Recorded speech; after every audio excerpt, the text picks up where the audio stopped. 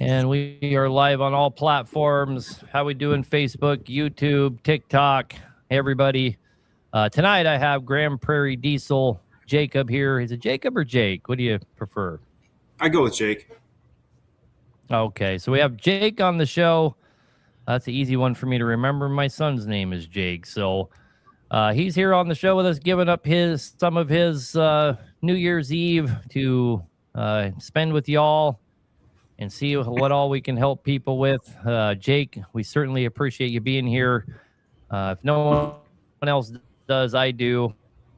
I watch a lot of your videos. If you guys don't know, Grand Prairie, you can find them on TikTok and Facebook. You're on Facebook, right? I swear I see you on Facebook. Are you on Facebook, Jake? Yep, Facebook, TikTok, Instagram, all that stuff. Okay, yep, Facebook, TikTok, Instagram. Guys, if you're watching on TikTok, I encourage you to go watch this on Facebook or YouTube. You can see Jake from Grand Prairie Diesel. You will be able to hear him. Should be able to hear him here. I'll try and keep the audio going to TikTok. But if you want to see his beautiful face, you're going to have to go over there to see that. As always, guys, the number to call in is 573-422-4225. That's 573-422-4225. Again, Jake, I want to thank you for being here on New Year's Eve. And Happy New Year to you and your family. TikTok, Facebook, all of our followers. I appreciate y'all. Thanks for joining us. I just posted a video that I stitched of Grand Prairie Diesel here. He made some really good points about aftermarket, that whole aftermarket OEM, controversy going back and forth. And I've tried saying in the past, the OEM's kind of limited by their own spec, and aftermarket kind of has this, you described it as latitude to go outside of that and improve upon it. And I've tried saying that several times, but you just did a way better job of explaining it. So I really liked that video. A couple of people tagged me in it, so I went ahead and made a video of you. I thought I'd tell you for you. You spend a show doing a show with me, then you go and find out you're like, this motherfucker made a video of me. Anyway, give you a chance to talk, Jake. Why don't you tell everybody in regards to all that stuff, especially with AFA. Go ahead.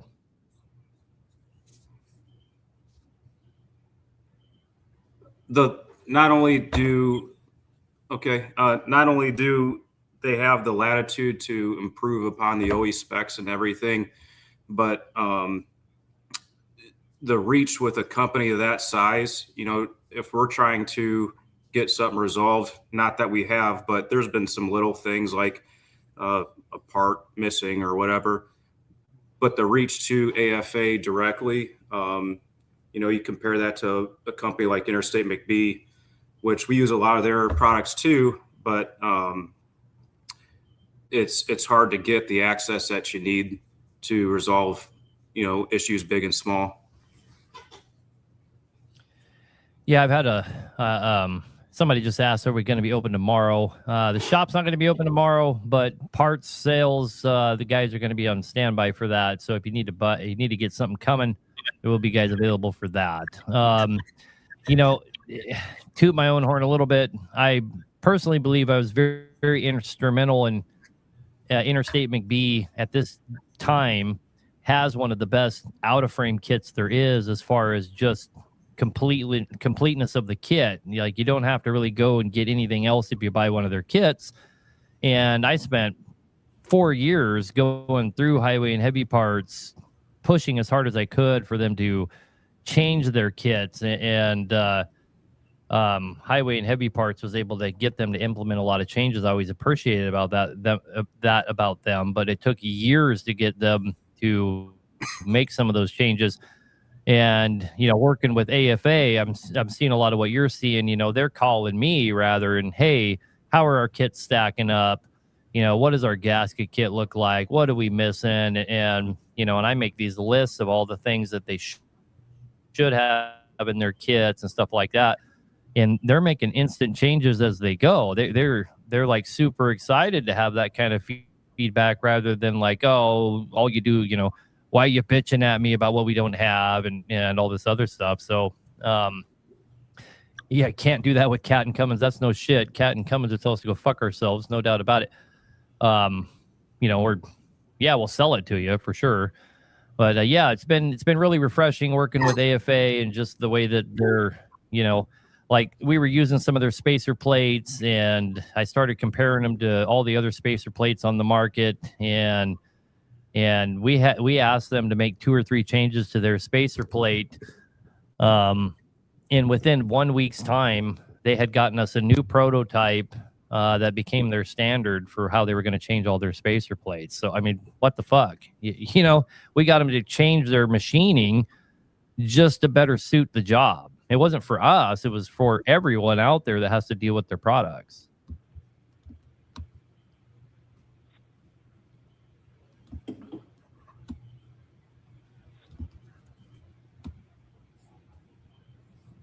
Is our lag that long, Jake, between us? I'm not entirely sure. I'm trying to get that straightened out here.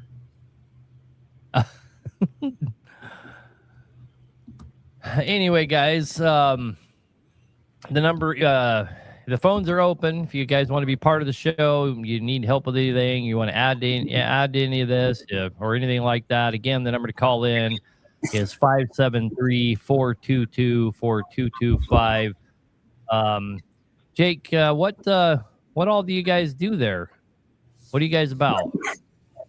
Well, we do a lot, primarily engine work. We do some other stuff too. Like, I've got one of our guys is pretty well a master with everything steering, suspension.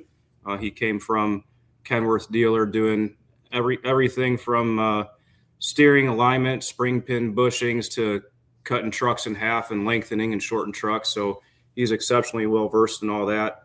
But then the rest of our team, we focus on the engine side, primarily Cat and Cummins. As would be expected, we see a lot of ISX and X15s, and then anything from the B models up to the A-certs. It's kind of our bread and butter for what we're doing. What's with the ag part in your name there? Do you guys do a lot of ag or? We do some. We're in a very ag-focused community, so there's been many times where we're dealing with stuff on in the ag-related sector, whether it be a John Deere tractor or excavators, skid steer, engine work, stuff like that. So we try to serve our local community, but as we've evolved and grown, we've kind of changed our focus on some more of the engine side on the Class 8 trucks in particular. But we're comfortable working on just about anything with the diesel. Yeah, for sure. We saw a lot of ag in North Dakota, but since we've been here in Texas, that shifted gears really hard, where we're seeing a lot more oil and gas and stationary stuff. We have 5 engines in the shop right now. They're all industrial engines of various types. So we do a lot of that kind of stuff too. I was just kind of curious about the ag part of it, but somebody was saying here on the comment section, Matt Whipple, that's a buddy of mine. He put his truck in the shop to have the oil cooler changed out due to high oil temps. The shop called and told him there's shavings in the turbo and the oil cooler. Turbo is just less than a year old. They didn't say there was shavings in the oil, just in the turbo and oil cooler. So is that a bad turbo or what failed? What's your thoughts, Jake? Let's put him on the spot. Well, I think, those are good questions to ask. I'd be looking, I'd want to pull the turbo down and check the manifold, see if there's any evidence of intrusion that way. Kind of start eliminating things before we just throw a turbo on it. I really don't understand what it means by there's shavings in the turbo and oil cooler. How did they inspect the shavings in the turbo? Or do they just mean the turbo, like the oil that came out of the turbo? That'd be my big question. it seems less than likely that the oil or that the savings came from the turbo. Without that, if your shaft's getting eaten up that bad, I would think it would show up in the fins as well, and you'd be having huge signs of that turbo coming apart. And your turbo is not being fed from the oil cooler or returning back to the oil cooler either. It's independent of all of that. It just gets fed straight fucking oil and right back to the oil pan. Your turbo is typically the first thing to get oil. Through the right.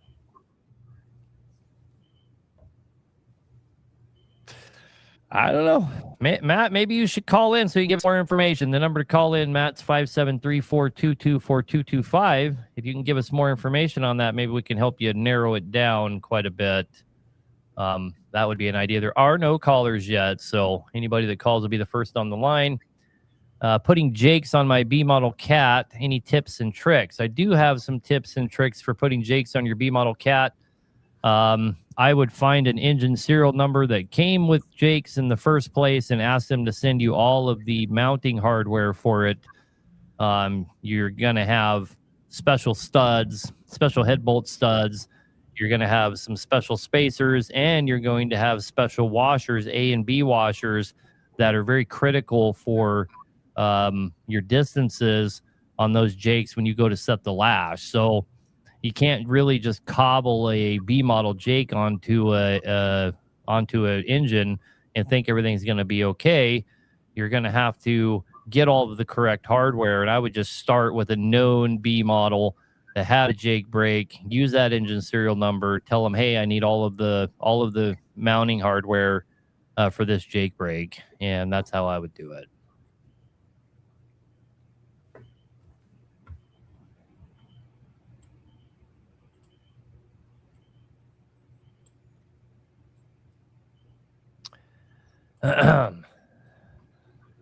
Jake, you see any comments? So we have no callers. Nobody likes you apparently. So I guess they're not. I'm scrolling through here. I have a parts motor that slung a rod, so I have all the parts. Okay, well, no worries there, man. Just yeah, you want some tips? Take some pictures of exactly what it looked like coming off the one you're taking it off of, and mirror what you saw there. And then, of course, make sure you run the overhead and set the correct lash on that. The lashes on your B models are enormous, so don't just like Google it or something. You need to make sure you have the right lash. Yeah, your normal feeler gauge set probably doesn't have the right feeler gauge in it. You're about to double them up or something.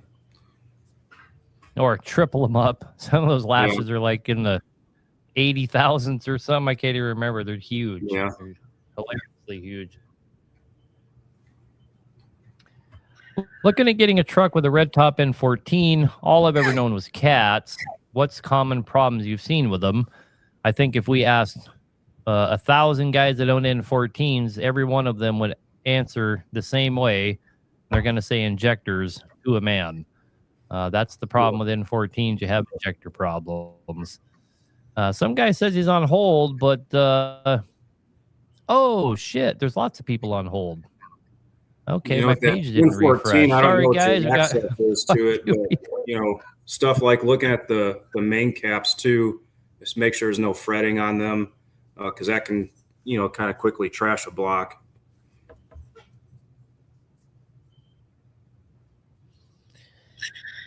That's a common problem people talk about, but you want to know. So, I mean, we've rebuilt so many N14s. I've never seen an N14 with main cap fretting. I've never seen it come through my shop. I'm not saying it didn't happen. Too many people say it happens. You did here and say it didn't happen just based on my own experience, but I've never actually seen it. You ready for some callers? We got a ton of them. Yeah, let's see what we got. All right. Elijah, you're on the air, man. What can we do for you? Yeah, how's it going? I got a 99 FLB with a 3460 in it. and I had a trans rebuilt and replaced, and somehow they ended up pushing the crank forward and bound up the thrust bearing inside the main bearing and locked the main bearing onto the crankshaft. I was wondering what would be the best thing to do. Try to take that out and get it like polished, welded, whatever, ground, or just get a replacement crank.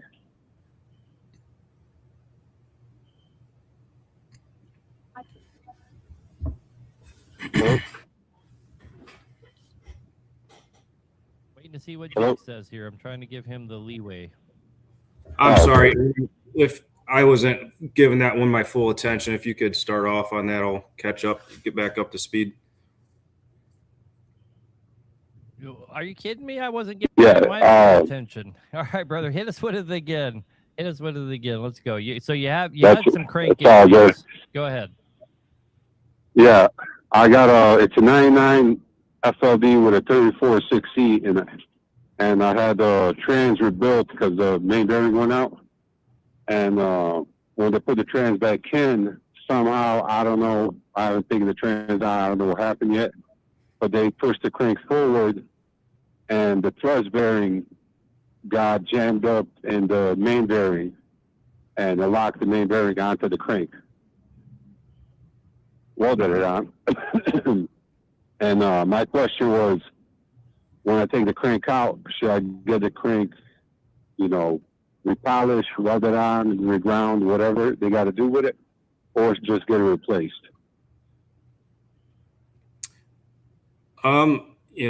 That'd be hard to answer without looking at it. If you got different shops around you that'd be able to possibly straighten or polish that up or ground it to a different size and use different size bearings, that'd be an option for you. But the cranks for those are not horribly expensive. You could probably find a new one and keep the same size bearings. Kind of depends on what happened to the block, though, if the block is damaged. Yeah, I was gonna. The block is fine. Yeah, that was. The block is fine, but the bearing looks. Go ahead. Yeah, the bearing looks like it's spun maybe like an inch inside the block. They didn't even do like not even a half a circle. So there's no. It doesn't look like there's any damage to the block or the cap. Well, I'm going to agree with Jake on this one. Getting a new crank in this day and age, you're probably going to be really close to what they're going to charge you to fix that one. Okay. Back in the day when your options was to buy a crank from Cat, they were grinding down and fixing cranks around the clock. But you can hardly even find a shop that will do that anymore because it's became a thing of the past precisely because the availability of new cranks. It's same thing with reman. Even 6 years ago, I was using reman cranks like crazy, and today, it's almost the same price. I never get reman cranks anymore. It's very rare that I'll go with a reman crank just because you're like $3 something for a new crank. And those guys are probably going to want more than 2. They're going to want close to $3 something just to fix your crank. So certainly go with a new crank. Okay. Plus, if it's a truck that you're trying to work, think about any aftermarket compression shop also. Yep, you're gonna. Yeah, I mean, if you count in the downtime of how long they're gonna have your crank, which machine shops are notorious for taking a long time, you're certainly going to be money ahead with a new crank. Okay. Lots of places sell cranks. We have them. We even have reman ones as well. If a guy is on a super budget, we have reman ones. But we got new cranks, man. You can reach out to us. There'll be people working tomorrow as well if you really need a quote on a crank. But you can pretty much call anybody. Like HHP or ATL or any of those guys are going to have a crank. Okay. Yeah, I'm out of Chicago area, so I don't know how much the thing will cost. It don't matter where you're at. Oh, okay. Okay. Yeah, I'll give you guys a call then. I don't have to be. It's an extra truck that I personally would love to drive, and I got another one I'm driving now. So whether it takes me a month, 3 months, 6 months, it doesn't matter how long it takes me to get it done. So yeah, luckily I'm not sure on trucks, more sure on drivers than anything else. So No, that can be a good problem. yeah. Anyway, Yeah. all right, man. Well, yeah, give us a call and thank you very much for your time. Yes, sir. Bye. Somebody asked me if you can asked if you can put rods in backwards. I see people answer this question, but absolutely you can put the signs of putting rods in backwards is it will usually grab the side of the liner and peel the entire side of the liner. And it's usually, about a quarter, 25-cent piece wide groove that will go all the way up the side of the liner. And that's because they have so much pressure pushing in straight into the wall from being in backwards. That's your telltale sign. Usually. Anyway, Jake, we got lots of callers. Let's get right back to them. Joshua, you're on the air, brother. What can we do for you? Hey, Aaron. How's it going, man? Good, man. What can we do for you? Hey, I have a question about X15 deletes. I'm on the same page with you. I've known quite a few people that have done it, and they've rebuilt their motors. Anywhere from 50 to 150,000 miles after deleting them. My question is, what is the biggest problem you see with deletes when they come into your shop? Oh, hands down is the horsepower rating. So what happens almost without exception is you'll have a CPL. Let's say you have like a 475 CPL, for example, and somebody will throw a tune on there that's like a 605 tune, and the CPLs aren't even nearly the same. And that is the number one thing that wrecks engines, right? So if you have like a 475 that could have possibly came as a 535 and somebody deletes it and takes it to the 535 but keeps it inside of its CPL, your problems are going to be very limited, right? Then you're just dealing with over temps and over pressures because of not having the EGR working, which your engine can survive for quite a while like that. What it can't survive is timing that doesn't match the CPL, and that's what fucking ruins everybody's trucks, 100%. Yeah, we had one up here a month or two ago, and they put 3 heads on it in 2 months. And then they said, we're done with it. We're going to take it somewhere else. And yep, and that was because of the CPL differences, Jake, or? Yeah, their tuning was super jacked up, and also, I'm sure it was a contributing factor. I don't know to what degree, but they yanked the EGR cooler out and didn't have any bypass pipe to get to the back of the block or anything like that. So when we were looking at the engine abuse history on Insight, the temps they were getting were just crazy high.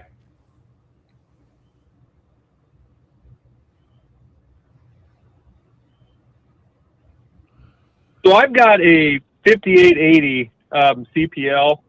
It's a 565 2050 torque. I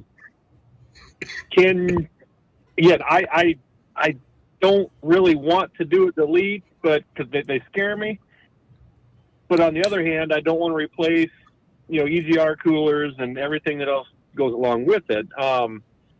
So is the cylinder pressure an issue with the tuning and the CPL number also, or would I be safe trying to find a stock tune for this one if I did delete it? I mean, I'm trying to find the right answer here. I don't know which way to go, when this one finally goes, I guess, is what I'm trying to ask. So the first thing you have to remember is we can't sit here on this show and recommend you delete anything.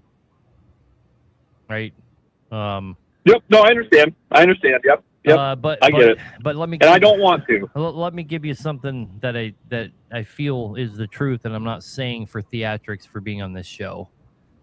The people that we deal with that don't delete their ISXs get a million miles out of them, no problem.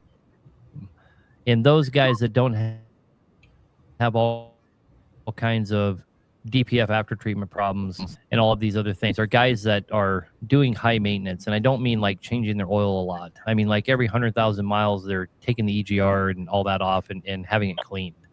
And those guys run out million miles. And we know so many of these guys, they run out million miles. And most of these guys have, and some of these guys we've done CPL changes for, but left them emissions compliant. You know, bring them up to a 605 high torque. They don't have any problems. They're not dropping liners. They're not having to rebuild them in 300,000 miles. They're getting $1 million, $1.2 million, $1.3 million.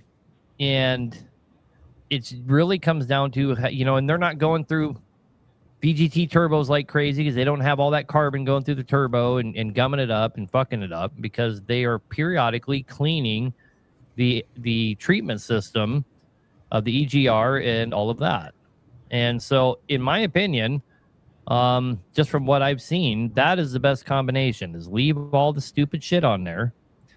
You know, if I was gonna say what one thing would I get rid of on a truck where it doesn't really change anything, and that's your DEF system, right? The DEF system really doesn't play a role in the longevity of the engine at all. It's a fucking nuisance, but legally you got to have it on there. That would be the one item. You know, if a guy was like, well, what if I deleted that? I was like, what if you did? You know, I would agree. That's just a problem gone, right? But deleting the EGR and all that, and, you know, and there's really is no good tunes out there. Guys who have all these cowboy tunes and this and that, by the time they're all said and done, yeah, you're going to be in someone's shop rebuilding it. I almost bet you money. If it's not going to be immediately, but it's going to be shortly thereafter. Yeah, I'd say probably every truck that we've had over at our place, that's, you know, that 900 million, we've had trucks with 1.4 million miles on them, and every single one's been intact. Another huge thing too is the trucks that have APUs on to keep the engine hours down. You know, that goes a long way. It's a big capital investment to put an APU on, but it'll definitely pay you back if that's a truck that you're keeping. Yeah, APUs are a really big deal. Another thing that I see that's a really big deal is oil bypass systems. You know, either one of those is just amazing. Okay, well, I don't idle this thing. I've got 370,000 miles on it. My average, you know, with the engine hours and everything, is 53 miles an hour. So, so you're saying even keeping the DPF clean is going to keep carbon out of that VGT? Oh, yeah. Okay. Okay. All right, brother. Well, I think I know what I'm going to do when I get home. All right, buddy. Thank you. Yep, bye. Bye. So in the comment section, is there a mileage point I should take my truck back to the shop to check up on the engine? That is the number one thing I get asked when we finish someone's engine, is like, hey, do you want me to bring it back in 10,000 miles, 20,000 miles? Should we come in for an overhead? Should we do an overhead after 10,000 miles? And we tell everybody, you know, you should be doing an overhead about every 100,000 miles. And I don't think there's an exception right after a rebuild. If it's just been rebuilt, go 100,000 miles and then go have your overhead done again.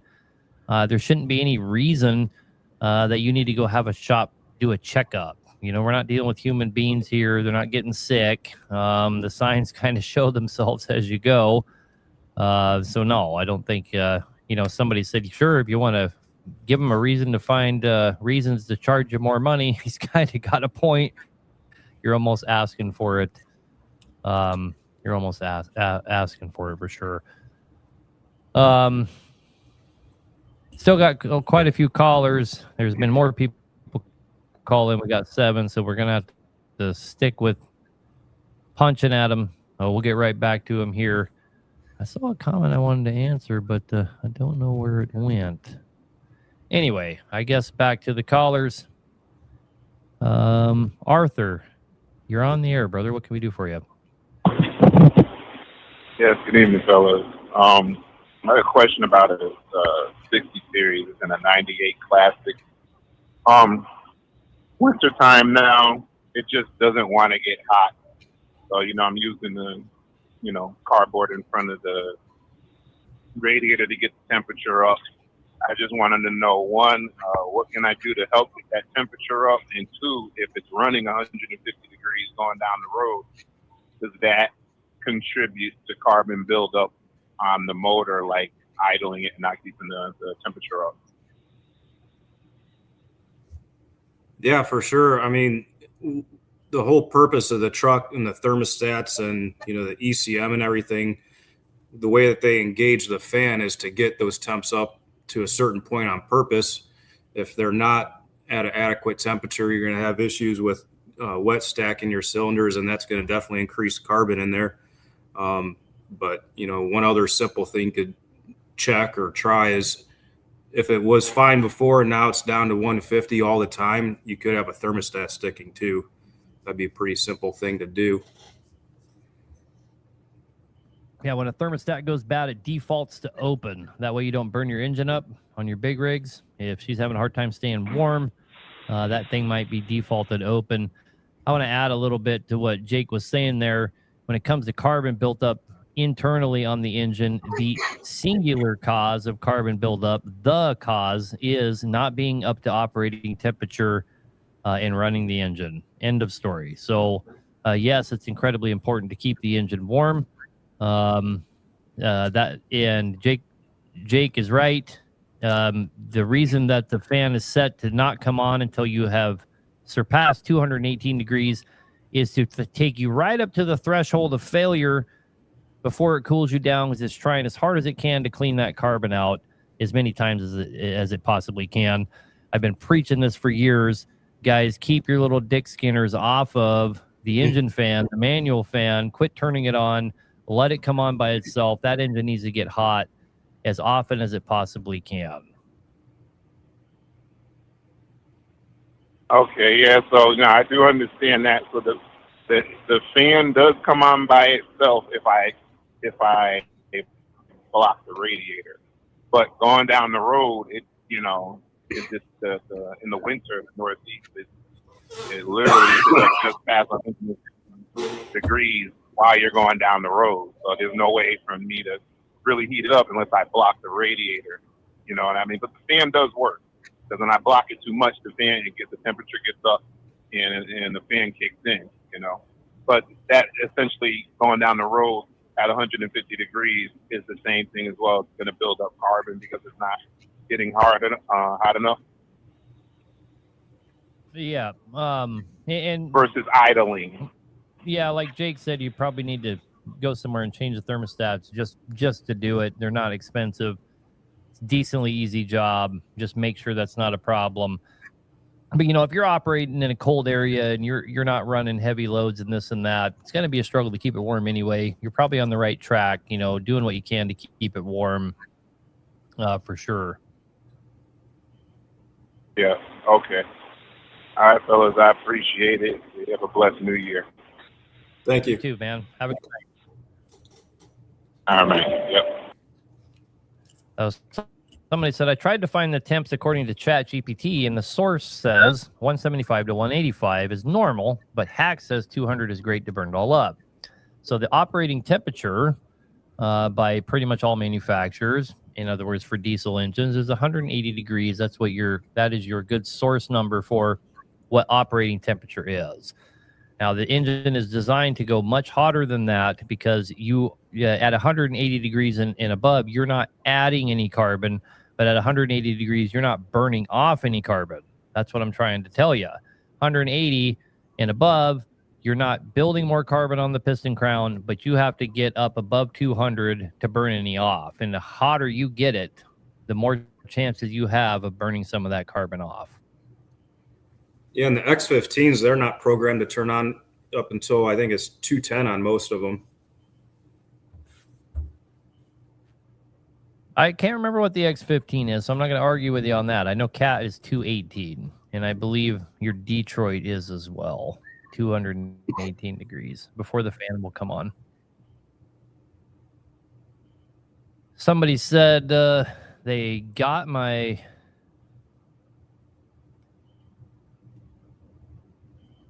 I bought your series on the Cat 6NZ start to finish, and it was incredibly helpful. I'm glad to hear that. I don't ever get much feedback on that. Will I ever make one for the ISX? We might. We've talked about it many times.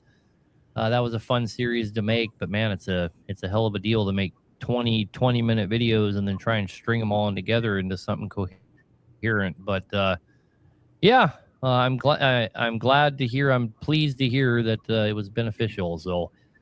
The callers keep stacking up, so let's keep taking them so we don't get too far behind.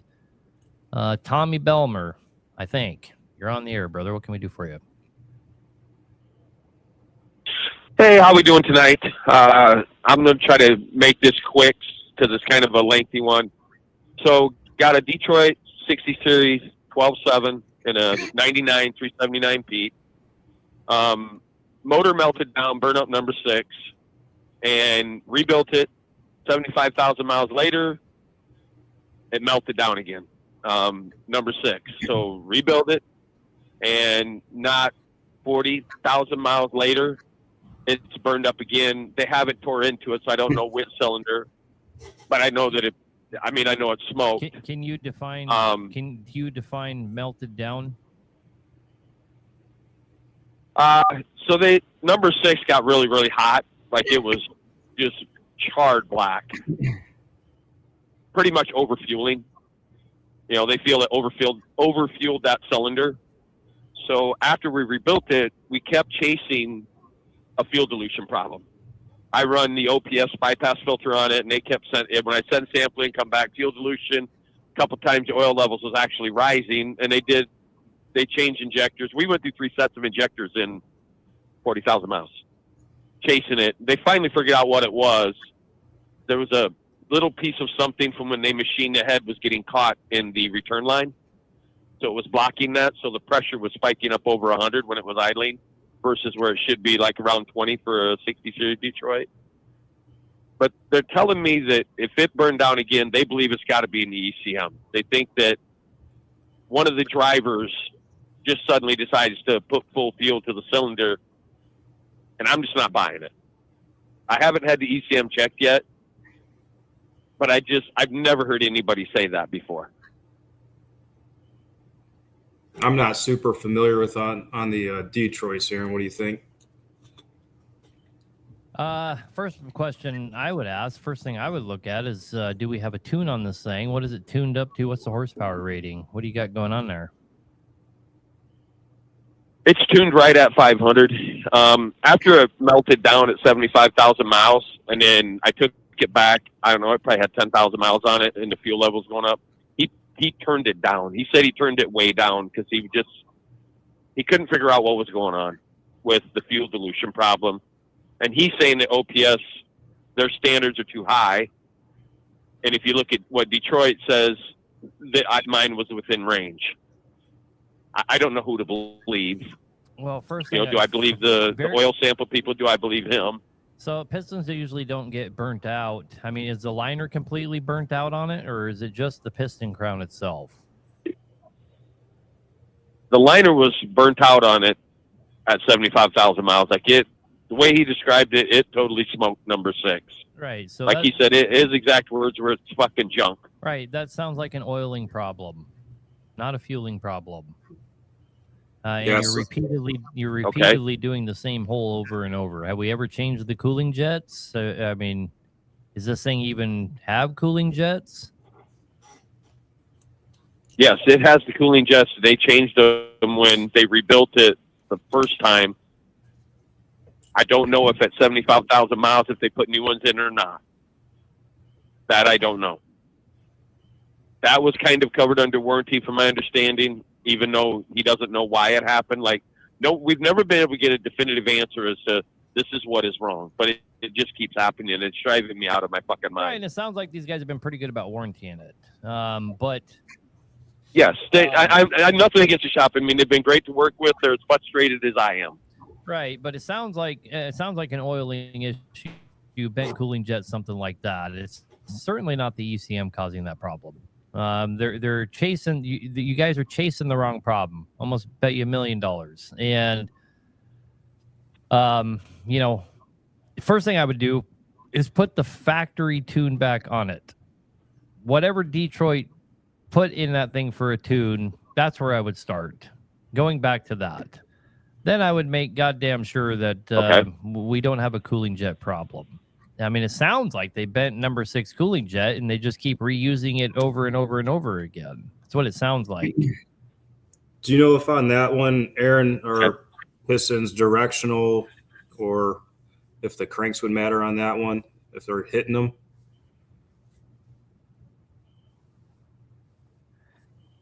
I don't think that piston is directional. What do you have, a D-Deck 4, D-Deck 5? D-Deck 4, I'm pretty positive it's D-Deck 4. So it is the one-piece piston. Detroit it's after they had the two-piece pistons, which my understanding with Detroit, the one-piece piston is the way better motor of the 12760 series. Sure. And what was the factory horsepower rating for it? It was set, I believe it. Well, I don't know. I shouldn't say. I don't know what the factory horsepower rating was on it.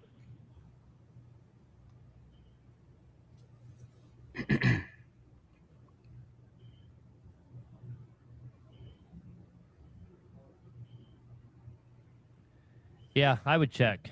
I mean, if it was like a 435 or something like that, and you had it hopped up and he turned it down, and your idea of him turning it down is putting it to 500, you can kind of point to that being all of your problems. And it might not be a cooling jet. It just sounds like it, right? Sounds like, I mean, if I was them, and if you had some hot tune on there and we kept burning up cylinders, maybe if I agreed to build it like that, I would have warranted it the first time, but I certainly wouldn't, keep it, even turning it down some is not good enough. That engine, I believe, only comes in the 400 and something horsepower ranges for that engine. So if you have it at 500, how do we get to 500? Well, we put a factory tune on it, and then we dump these huge fucking fuel numbers in it to try and get to 500. So even if you're at 500, you're dumping huge fuel numbers in there, and you're having these what appear to be fuel problems burning up your engine. Okay. Sometimes you got to. Yeah, I don't know. Sometimes you got to pick, man.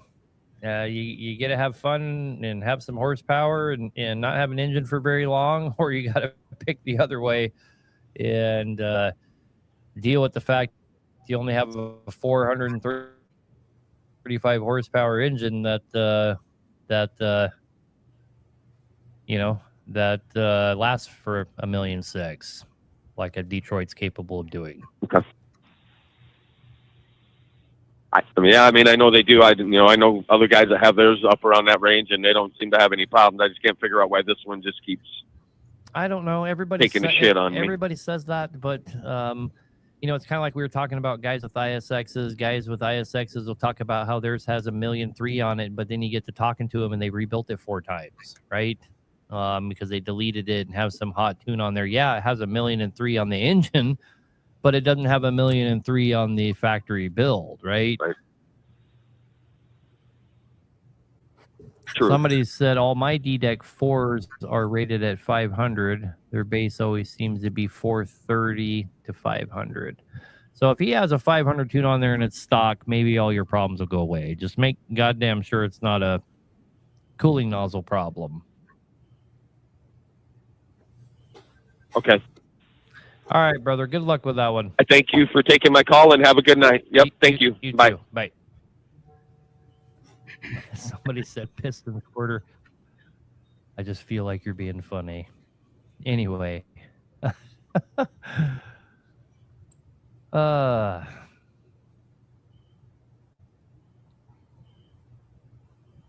Is there anything I can do through the computer to increase Jake brake on my X15?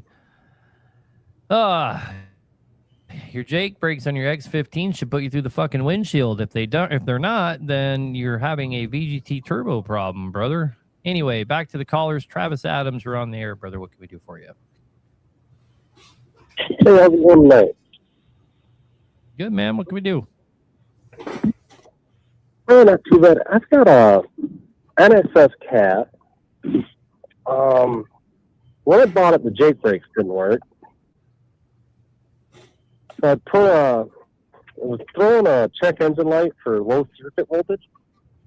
So I put a new harness on the side of the motor from the ECM up to the top there. And that didn't do anything. And I was driving it, and I had the switches off, and the Jakes rattled off a couple times. So I turned the switches on, and they rattled off a couple more times, and I had to cut them to where it's on. So I thought maybe switches. So I put new switches in it, and I still have nothing. Did you say it was a bank of wood? Did you say all the Jakes aren't working? Yeah, all of Yeah, I have nothing. I just get a check engine light. Yep. I've done a new harness and new switches. That's just the external harness. I haven't done the internal one. I just didn't know if that would be the next move or not. I'm having a little hard time hearing you, but the internal harness. Sorry, go ahead. He's done the internal harness. Okay. He changed his rocker switches. And one time they came on without him even being on. The only time they've ever worked for him, they came on without him even being on, and so he turned them on, and they worked for a little bit, and they went off, and that's only been his only experience of them working is just for a couple of minutes, like there's a short in them or something.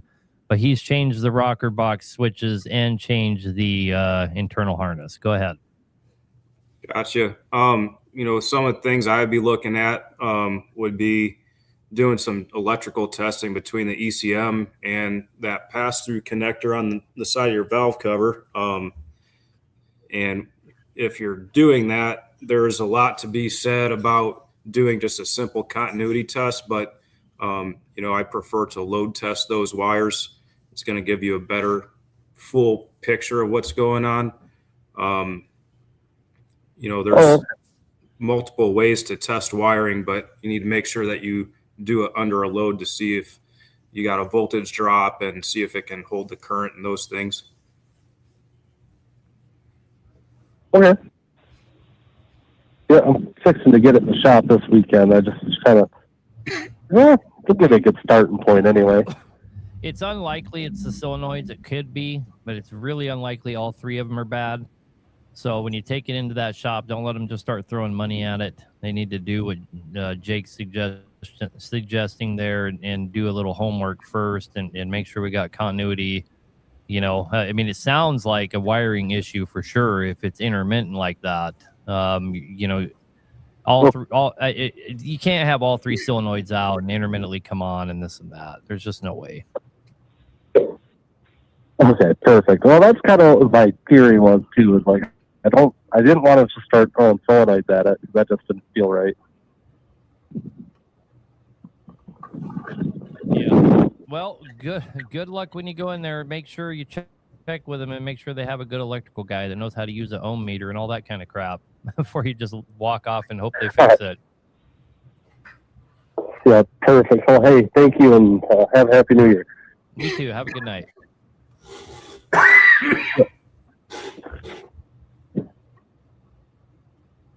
All right, Matt Whipple, buddy, you're on the air, man. What can we do for you? Long time no talk. Hey, buddy. Happy New Year's. Yeah, you too, man. Refamiliarize us with your problem. Okay, so over the last, I'd say 8 months, I've noticed the oil temperature getting hotter on the gauge than it should be, or than what I think it should be. I'll hit 250 degrees on the oil while the water is still down at 190, 200, 210 in a hard pull, and then it'll cool. Everything will cool back down. So when those blocks came out, the oil thermostat block came out, I put one of those in, or I had one installed, and it almost seemed to make it worse, as in it would get hotter. The oil would get hotter faster. So when I finally shut the truck down to come home for Christmas, I put it in the shop, and I wanted to change the oil cooler. I thought the truck's got 780,000 on it. It's an X15. You know, maybe the oil cooler's just plugging up. And the shop called yesterday and said there's metal shavings in the turbo and the oil cooler, but I haven't been able to go look at it in person, like to see if it, you know, there's dings in the impeller shaft, or I don't know. It shocked me that he said there was shavings anywhere. The last oil sample I did was in September, and it was perfect, you know. So, and there were no symptoms going into the shop. I got plenty of boost, nothing other than this oil getting a little hotter than it should. And even that, it's not going over 250. You know, it just lightly loaded, though it's getting hotter, as opposed to fully loaded like 86. If I'm 74, 60,000 going up the hill, the oil's getting to 240, 250. So, yeah. When they said metal in the turbo, do they mean like coming out of the oil drain or in the outlet, like the exhaust outlet? See, that's what I don't know. They called yesterday and told me this, and then the shop closed for New Year's, you know. So I think immediately I don't know exactly what he means. Open and see what's in the media. Okay. I just really, I really it- feel like the two are unrelated. You know, your turbo gets oil. I mean, your turbo could be supplying all that metal, but I highly doubt it, man. I really do. I don't know where you're getting metal from. I think you're gonna have to dig into it a little deeper for sure.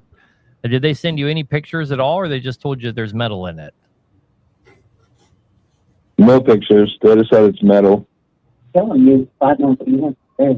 So you don't even know what they mean by metal. Like there's some cloudiness in some of the oil that dumped out of the oil cooler. They're getting big chunks. You don't know shit. Yeah, I know nothing. I'm up here at home, so you know what that means. Yeah. Well, I mean, I know I know a way to cure your overheating on your oil problem. Get that thermostat from us. That thing kicks ass. But you know, you have an underlying That problem. is in there. Oh, it is? Really? Wow. Yep. When did you get one of those? Well, not the thermostat, I guess. It's the block that Grizzly made. That's what's in there. That's what I'm talking about. Yep. That's what I'm talking about. Yep. Huh. Yeah. So you got a serious problem then. So if your oil's getting that hot, okay, so let's just do some thinking here. If you got that thermostat in there and your oil's getting that hot, you have one of two things going on. That oil cooler is plugged, and you know they're saying there's metal in it, this and that. It could be plugged for sure. Either your oil cooler is plugged up, you need to replace it, or you have really bad combustion gas going into the crankcase, superheating the oil, which could also be why you're starting to see all this metal. If I was going to pull one of those two options out of my ass, I would lean more towards we're putting a bunch of combustion gas into the crankcase and superheating the oil. And that's also why we're all of a sudden seeing all this metal in there as well. Are you having to add oil?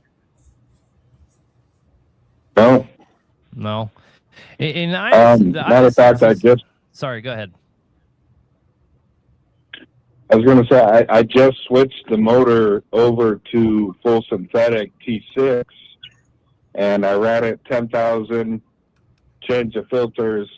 I didn't lose any oil at all. By 15,000, I did put a half a gallon in, and at 20, I changed it again. The problem with the X15s, and I'm only on my second cycle. Those X15s are so deceptive because they have that box that returns, it collects the oil and returns it back to the oil pan. So really, your rule of thumb is if you're adding a gallon, you're really adding 2.5 gallons. You know, on an old cat or something, your equivalent needs to go way up. You know, how am I judging how much oil I'm using? Really, it's way higher. And you do oil samples every time, or how often? Every quarter. The last one I did was September, and it was perfect. Well, a lot can happen between September and now.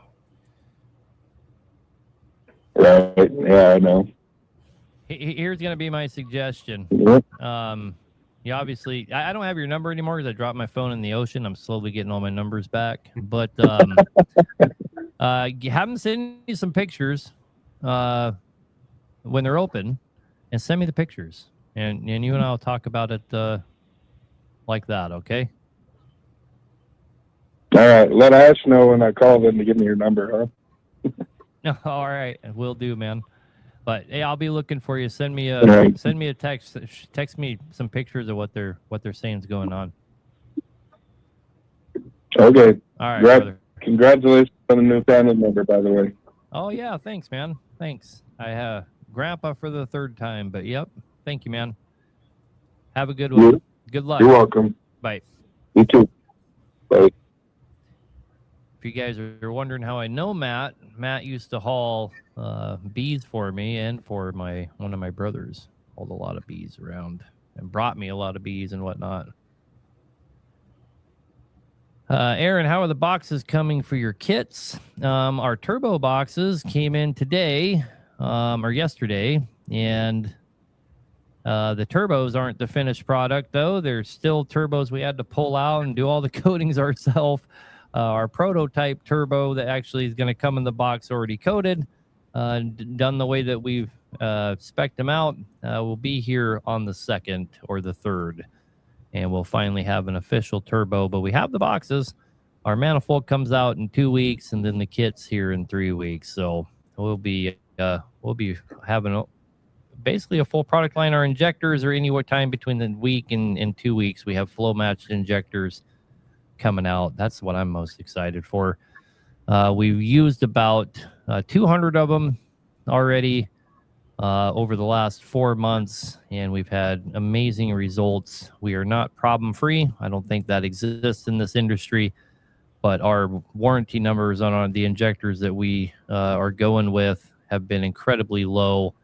We're probably at about 3 to 4% right now, versus the best ones I've ever found, that we carried for the last 15 years. Our warranties were about 10%. So this is the best numbers we've ever seen. I'm pretty excited about it. Injectors are virgins. They are about as close as it's going to get to being virgin. Here's the thing you guys have to understand. When it comes to injectors, this isn't true for all the engine components, but when it comes to injectors, you have to be careful about saying you have a new injector. There are certain people that may or may not come after you with a little bit of a lawsuit for saying you have a brand new injector. So that's something you got to be careful for. Anyway, all right, guys, we're at the top of the hour. We got 1 hour left. Jake, are you going to be able to hang out for the whole hour? Or? Yeah, I'm good. Oh, perfect. So let's go ahead and run through these calls here. In another few minutes, I'll shut off the calls. We have 5 people waiting. We can stack a few more in there, guys, if you want to call in. So, but I like to cut it off at some point so we don't run Jake all the way till 11 o'clock at night. So we got Josh with a Detroit 60 series. What can we do for you, man? Hey guys, bought a truck about 5 years ago. It's an old 96 Marmon with a Series 60 unit, and the driver that I bought it off of, he shit the turbo out of it and spun number 6 bearing. So I'm sitting here with the truck with it has a newer M-frame on it. And what I was kind of wondering, with the number 6 being spun, it must have started the oil or whatever and spun that rod. So I got to change out the crank. So, of course, I got to pull the motor out of the frame and stuff to get the covers off to get that crank out of there. But I was wondering, since it's a new, I can look up and see the cylinder packs and stuff and see how fresh they really are. Is there a way you could just slide them pistons up in there and pull that crank out with the head on it and slide a new crank in there? I got a rotating engine stand that would make it pretty easy to do that, but I didn't know how that would all work. Or if you have it out of the frame, it'd be silly just not to go ahead and put a overhaul in it. So and I'm going to make some videos on this once the truck is actually ready to leave here, but we just did that on a B model. We put it all together and we left one plug in number 6, a brand new crank. So a little installation error there. We went out to go break it in. It burnt up number 6. Like, what the fuck? We take it apart, and sure enough, there's a little orange plug in number 6 we left in there. Of course, and this guy wants his truck back. So we pulled the engine out, and we took the gas end off of it, then stood it up on its ass, took the front off of it, swung the crank out, swung a new one on, and threw a truck. So we never took the head off or anything. And it's not the first time we've done something like that. So yes, you can do that. It's Would you pull the injectors to save them? Was there any way that piston could hit them injectors when you push them up in there? No. The nozzle or the tips of the injectors. Yeah. I don't think you're in any danger there. I mean, you could. Okay. Well, that sounds cool. I bought that new, or not a new one. I bought a used rotating stand, and I thought, well, hell, that would work pretty slick. That rotator stand off the side, and I could just spin it around and go about it that way and give it a shot anyway. What'd you do to flush that motor? The only thing I would say that you might have a hard time with on a rotator is when it's on its nose or on its ass like that, you can grab the end of the crank and easily swing it out and swing another one in. I don't know how you'd get the new crank back in on a rotator. I guess it'd be upside down. You could do it like that. Yeah. I mean, that'd work. Yeah. Okay. I've been sitting around for about 5 years, and I just figured I'd need to see if I can throw something at it instead of it just sitting there rotting away, So get that old Mormon back on the road. I'd like to. Yep. I mean, there's the other option of. All right. Well, thanks a lot. All right. Have a good night, man. Sure. And the cool thing about that is there, and I got a smoking deal on a brand new Detroit engine kit I wanted to save it for my other Detroit. I bought it at an auction. It's all brand new in the box for I give $250 for this thing. It's like liners and piston heads and rings and all the gaskets. And I was like, man, I hate to waste it on that new motor though, that one's just been rebuilt. Yeah, for sure, man. Well, that's cool. Well, good luck with the venture. All right. Thanks, guys. Don't see many of those trucks around. Yeah.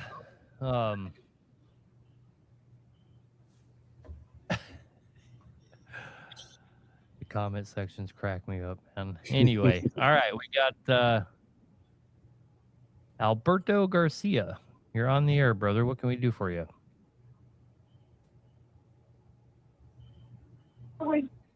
Hey, how's it going, Hank? How are you?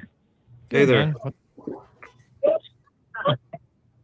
Hey, I got a let me see. It was an MXS block that was rebuilt with PAI parts, supposedly ceramic. Only lasted me 90,000 miles. They said when they overhauled it, and it's like, I guess got the 1mm parts on it as well, kind of like a Frankenstein motor. So what you would recommend? What was the problem? It took a shit on us, and it was just wasting a lot of coolant, and just supposedly they said the block was damaged. So do you know if they cut counterbores or use a different spacer plate, or is there coolant contamination in the oil, or do you have more Honestly, specific? there was coolant contamination in the oil, yes.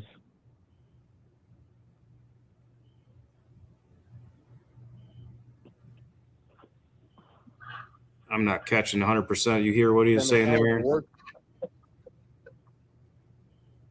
It sounds like they had head issues. Sorry about that, no. So long story short, Yeah. it sounds like you built yourself a bastard child, is what I'm getting there. This thing started out as what was it again? A 6MZ? No, it's a MXS block with the 1mm, I guess, top. And the ECM is reading a 1mm. And we changed all our injectors and piston crowns and camshaft and all of that stuff to be a 1mm. Everything is correct. Okay. And so how did they get that 120? How did they get that 120 pin tune to make it into a 1mm? I don't know. That's where we're struggling, because now we're having issues with the block, and they want to rebuild it, and they want to throw a stock cat in it, and I don't know what route to go anymore. Right. I'm gonna guess that the combination of what they did there aided alive, and that's why you're having head problems. Your temperatures and compressions were way too hot and high, and it cracked the head all out. But what happened to the block? Why are they? What are they saying is wrong with the block? Mechanic supposedly says that, I haven't gone to go look at the engine myself, but supposedly it's bad cut. There's, I guess a part of it is uncut, uneven, or I even think they said it was cracked. Okay, so you can cut that cat block 120 some odd thousandths. So whatever bad cut, they can just cut it again. There shouldn't be any reason they have to get rid of your block unless you have something else going on. Okay. Did they tell you anything about what your liner protrusion was, or is it just uneven? No, they never told me anything of that. Okay. They haven't told me anything of that. Right. Well, so I guess what's your question? What are you hoping we can help you out with here? What way would you guys recommend me going at this point? Because they want to rebuild it and throw in a whole rebuild kit, but I don't know if I should just put a different block in it or go with the same one, or what would be your best recommendation? I think you might need a different shop, unless they can tell you what's actually going on. Can I jump in? Yeah, go ahead. Yeah. Okay. So my question was, and I was asking my son to ask, because I thought it was going to be better, but can you guys work on it if I take you the block and the head and everything else? Because I just spent over 30 grand a year and a half ago, and it only lasts me 90,000 miles. So it is an MXX block with a 1mm computer. They put PAI parts in it, and I've been talking to your son about it because I bought a kit for the 1mm. But now the mechanic that he's got it now, he says now I got to change the camshaft and everything else in it to make it a 1mm. Also, he said that the block was cut wrong because the mechanic that worked on it first, he cut it himself. He sent me pictures of where supposedly the plate had some play. I guess it's got 3 pins that go in there. So he said that it was going up and down, not forward or backwards, just up and down. This is what he said. What the seals on gaskets. What was going up and down? The plate on the head. With the head on? Got a plate that fits. Yes. I think your mechanic might not be the greatest. had a value? I don't know. I at this point, I lost 4 weeks of work so far, and I wasn't driving it hard either. Everything was, just going fine. It was putting close to 700 horsepower to the ground, and that's what I'm missing. That's why I don't want to go back to a C15 that I got a spare. Yeah. So, I mean, you already said what the problem is. You have a 700 horsepower engine that's bastardized, and you're expecting it to stay together. It's not going to. And taking everything to a 1mm is not the solution at all. Okay. What do you recommend?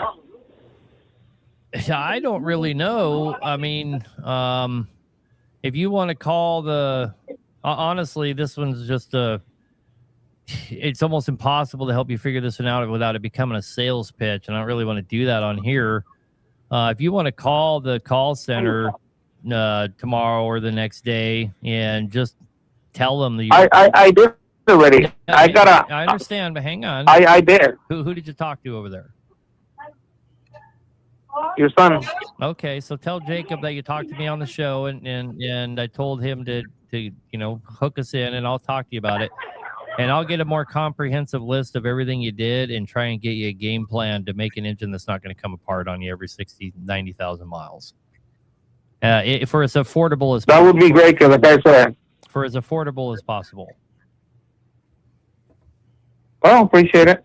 Yeah, just give us a call, and then you ask to talk to Jacob, and then tell Jacob you talked to me, and he'll patch me in, and we can talk about it. All right. You got it. Thank you. All right, sir. Good luck. I don't really want to knock on this guy, but God damn, how many guys call here and start out by telling their problems, and it always ends with it's 700-800 horsepower. I'm really curious. I'm really curious. He said he used the PAI coated kit, and I'm really curious to see how 90,000 miles. I want to see some pictures of those piston crowns. I already know the coating's going to be gone, but it'd be nice to have some pictures of a 90,000 mile one. I mean, they come off in 7,000 in our testing. So, oh man, such a shit show. Anyway, Jake, we got 3 more callers. Let's go to them here. What do you think? You have anything in the comment section you wanted to comment on, or? Frank was asking a question about a 3406E. He was saying that he's losing boost just for a second or two. It'll drop RPMs only under a hard pull. Was looking at that one a little bit and thinking on it. What's your initial gut reaction on that guy? I don't know. I thought you were spelling all that out because you had the answer. Come on now. I was thinking, I've seen crazy stuff happen just with sensors or a wiring issue, messing with boost. I don't know. I want to know if it's throwing any codes or anything like that. If it seems like it's a mechanical or electrical, I'm not sure. Without a little more detail. Well, I highly doubt it's a mechanical issue for it to come and go and be very specific to I shifted, I gave it gas, it loses RPMs for a minute. I think you're hitting the nail on the head first when you were talking about it being a sensor. Like your boost pressure sensor is a great one. It's I've talked about this lots of times. Those boost pressure sensors are a diaphragm that rely on air to push on them. And it's dirty as shit in there, and they get all gummed up. And when you shift and it loses a bunch of boost and you hit the gas, you could just keep dropping RPM because it hasn't read yet that it's getting boost, so it's not fueling hard. And once it finally feels that it's getting boost, then it kicks the fuel in really hard. Yeah. So I think your gut reaction there was probably the closest to probably what he actually has going on. Yeah, and I've seen it too where it doesn't even throw a check engine light because sometimes some of those sensors they're still reading an appropriate value, but it's just not accurate. For the problem I'm talking about, it never throws a code. Right. Never going to throw a code for bad diaphragm on your barometric pressure sensor, boost pressure sensor. Those ones can fuck you all up because they don't throw codes. All right. Let's get back to these callers. That was a good one, Jake. Moses, you're on the air, man. What can we do for you? Hey guys, can you hear me? Yeah, man. Hit us with it. Are you there? Yeah, we're here. What can we do for you? I have this ISX that's got a slight incident in the morning.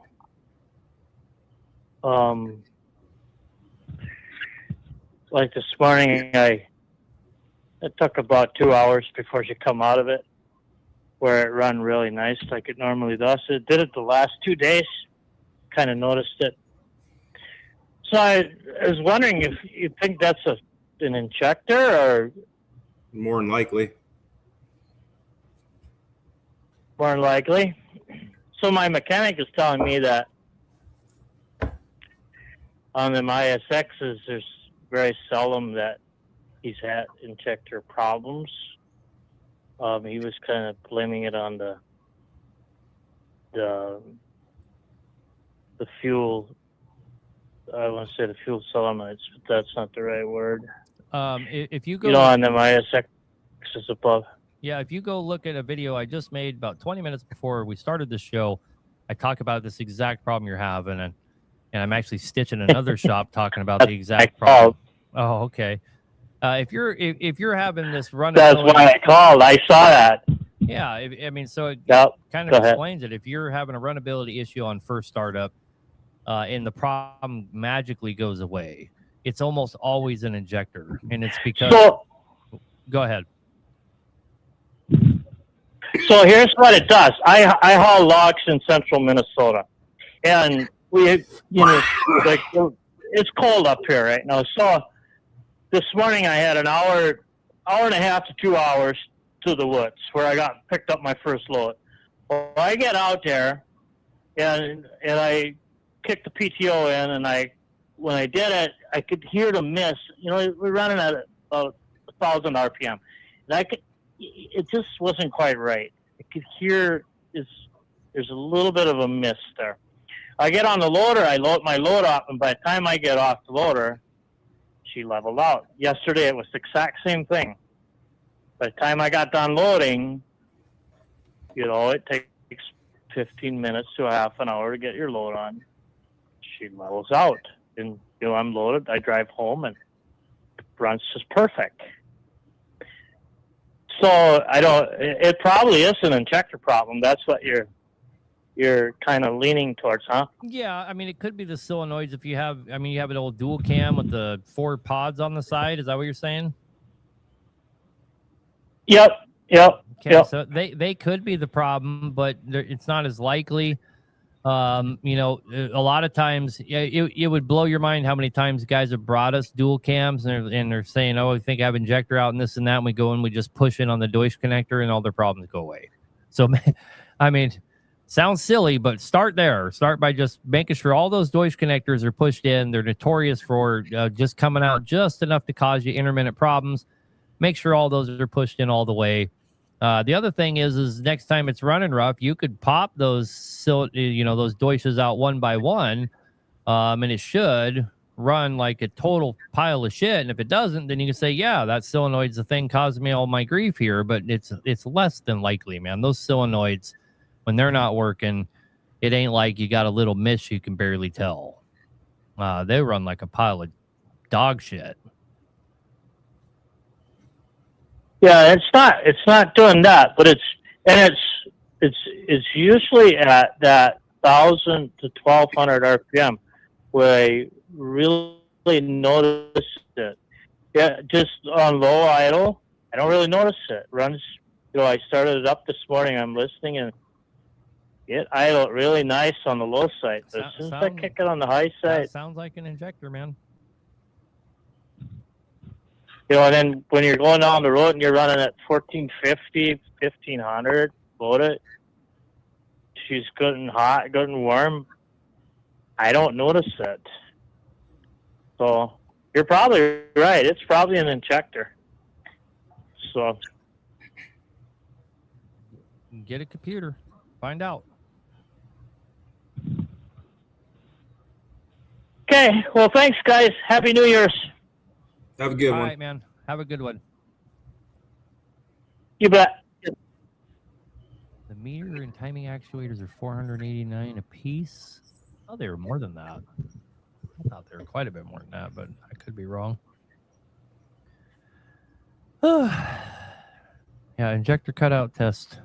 What did you have any thoughts on that one, Jake? Oh, we do have more Yeah, callers. well, We can cause more problems for ourselves. I got one quick thought that I was talking to somebody about the other day is there's a lot of shops that will just throw an injector. You know, obviously with a cutout test, we know what cylinder we're talking about, or hopefully. But one thing that we do often before we put an injector in is we'll just switch to injectors and see if the problem follows. And there's been a number of times where, you know, with this particular situation, it might not be the case, but we've saved people from buying a lot of injectors just by isolating the issue to see if it is an injector or not. I would want to make sure that's just diagnosed the right way before throwing a bunch of injectors. You know, don't need to do a 6-pack necessarily. Yeah, good call there, man. Good call. Swapping an injector to see if it follows the hole. In fact, pretty much every manual tells you to do exactly that. Right. Before you do anything else. So good call. Good call. See, that's a guy that gives a fuck. You know, hey, there's so many shops out there. Let's just do all 6. You know, I like that, man. Right. All right, Paul, you're on the air, Paul. What can we do for you? I got some advice for the Red Burrito engine users like myself. So my I've talked to you before. My 2014 ASX 600, it went to 639,000. Polished the bores, rebuilt it. 75,000 miles after that, I started using that product from Pittsburgh Power at max mileage that you put in the fuel. It's not cheap to buy per gallon, but it'll treat 3,200 gallons of fuel. So when I had that first rebuild done, they put a new DPF filter in. I'm just coming up on 1.5 million miles now. I've only had my DPF filter cleaned once, and he said it was not really bad. And I use that max mileage stuff religiously, but it's a good way to prevent soot buildup in them red burritos. So. Oh, it's something. You're not the first guy that I've heard say that. I've had a couple of our customers that had the same feedback on their trucks, but I've never used it personally. I wouldn't know on a first-hand basis. You know what? I've been using it for coming up 800,000 miles and 1.5 million on a emission compliant ISX. It's been rebuilt. Well, it's been rebuilt twice, but it went to just short of 800 on their first rebuild. So yeah, so I'm pretty happy with it overall. So right on, man. I haven't heard that feedback So- before, but it's interesting that Jake has. Mm-hmm. Yeah, 2 other one Yeah, well, IS 15 guy. if you've got to go to a shop just to pull in and get diagnosis, and they tell you, a sensor's bad or whatever, you're going to spend a couple of hours or a day at a shop maybe, whereas a gallon of that max mileage stuff, it might keep you out of the shop. So I'm pretty convinced that it's definitely helped the longevity of my engine. So yeah. And you can buy it at various places around the country. The Iowa 80 group, they sell it, and there's plenty of retailers throughout the country that sell it, but I get it directly from them. So, yeah. It's not cheap to buy. It's cheapest you're going to find it. It's about $2.35 a gallon, but you only put 100 gallons of fuel. You put 4 ounces in, so it's like dropping a shot glass in the tank each time you fuel up. So right on, man. It lasts a while. Well, we appreciate right. that. Yeah, thank you for the advice. Have a You too, man. Have a good New Year. Okay, you too. I'll keep watching. All right, sir. Bye. Not that I don't appreciate him calling in, but I think I want to lean way more towards K2 Diesel when he was on here, Luke there, and he's talking about and same thing with the Canadian guy, Double D, especially maybe I am thinking of the Double D guy when he's all of those additives, they just add to the DEF problems. There is no miracle cure to not have DEF problems other than good maintenance, good cleaning out all of those after treatment things regularly. There's no additive on the market that isn't going to just contribute to gumming them up. And I think I lean way more towards that. But, a guy's testimonial of a product he's using, there's certainly nothing wrong with that. Anyway, got 2 more callers here. Probably shouldn't take too many more. We won't get out of here. So let's get these callers. I think it's Steven, Caterpillar fuel issue. What's going on, man? What could we do for you? Hey, I have a customer. It's a Peterbilt glider, 3406, and it keeps sucking the secondary filter dry. We put a new filter base in it because it was a 15, it was original, and we live up here in the north where the salt ate the shit out of it.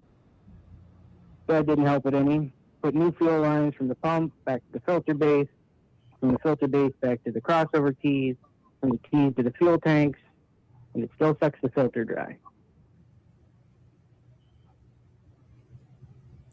You said you do have lines going back to your tanks? What about from the T on your tanks to the tanks? They're brand new. Brand new. Or have you put a separate line just out of a bucket of diesel to see if it would do the same thing? Could be a pickup tube in a tank also. The sucker tubes are both new in it too. Granted, that doesn't state, because with being a Peterbilt, they're welded in, so I can't tell you if they did miss a spot in them. But the big notice is in it because it'll sit there and idle fine. It'll run down the street fine. You start up a slight grade, then you notice it. It's a 13 speed, so you knock it out of overdrive into the next one down. Your RPMs come up. Because it flutters. That's how the customer notices that the filter is going low. It starts to flutter. It's only when you're going up. But as soon as you bring your RPMs up, say, "Yep," then it's the standpipes.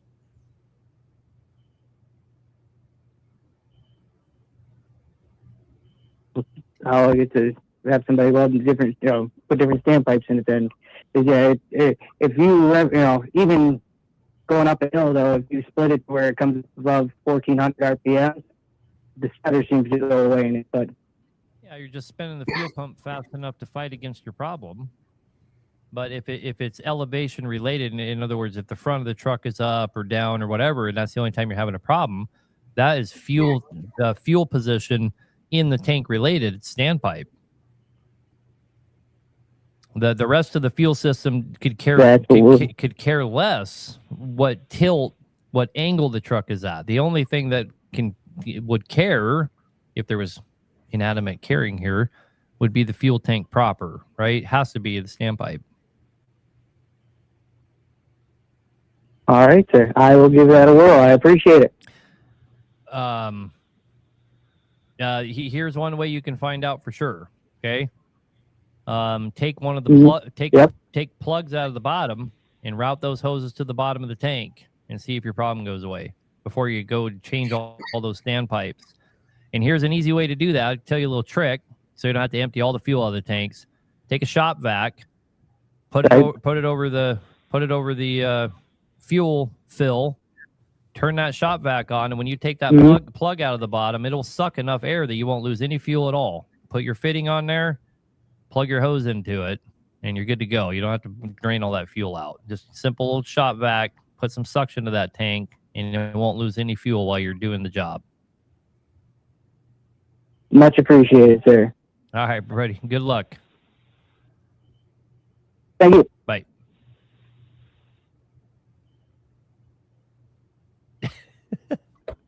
I tell them that the whole fucking fuel tank goes out on the floor. It works. It works. I've never had it not work. You put and you don't even got to get a lot of suction. You get that shop vac going on there. You know, stuff a rag in there so it's got some good suction. You can fuck around with all those fittings and it just sucks air. That fuel will never come out. I don't know if you've ever done that before, but yeah, we do that a lot, like hydraulic tanks and stuff. If we have to change a fitting or whatever. Yep. Works good. Had an old timer show me that my first year in trucking, and that probably more than any other trick a guy showed me, that one came in handy the most. Anyway, we got one more caller. His name is John, 127 Detroit. Oil pressure low, maybe? We'll see what he has to say. What can we do for you, brother? Hey, how you doing, Aaron? I called you maybe about a month ago on one of your previous shows. I had issues, oil pressure drop down, climbing a big hill. And I've got a question. I think I might have figured out what the problem was. I haven't torn the motor apart yet, but did you do a video a while back about injector timing? And if that was you, can you explain that a little more? What kind of engine is this? 12.7 Detroit. Basically, oil pressure dropped. I'm wondering if the injector timing on a bad tune had something to do with my motor going bad. I think that was you, Aaron. You did a video about explaining injector timing. Was that you? Well, what guys will do is they'll throw big numbers in there, and they won't, they won't change your timing to accommodate those big numbers, and you're burning all the way into the exhaust stroke and this and that. But you got to have you got to be feeling pretty hard for that kind of stuff. I mean, what kind of tune do you have on there? Well, the last mechanic found a bad tune, but when I called him like 6 months later when I was having the problems again, he said that bad tune could have smoked a couple other cylinders that we didn't see, because he pulled it apart and only replaced 2 cylinders because there wasn't visible damage on the other cylinders. He probably should have replaced them all, but he only replaced two holes and changed the tune, put a different tune in it, and sent me on my way.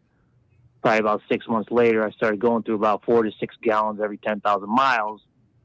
But what he did find initially, he found the fuel was turned up 30% when I first had him look at it. He didn't do a deep dive into the tune. He just turned the fuel down. So 6 months later, when he did a deep dive into the tune after he fixed the cylinders, he said someone was playing with the injector timing. So I'm wondering if him turning down that fuel like that and not looking at the injector timing. No, probably not. Just leaving that the way it was, if that might have been the issue, or no? No, probably not.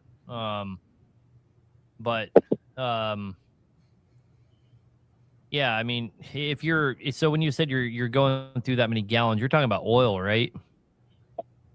Yeah, well, yeah. Yeah, she's blow by was through the roof. Yeah, she's blowing up. Unfortunately, you're gonna have to overhaul. Yeah, it it's gone. I was just trying to figure out what the cause was. Well, I mean, what you need to do is find a stock tune for that, the highest horsepower you can find, and put the stock tune on it and get rid of all that shit, and you don't have to worry about it. Exactly. So the injector timing probably wouldn't have caused it to go bad, is what you're saying. I seriously doubt it. Okay.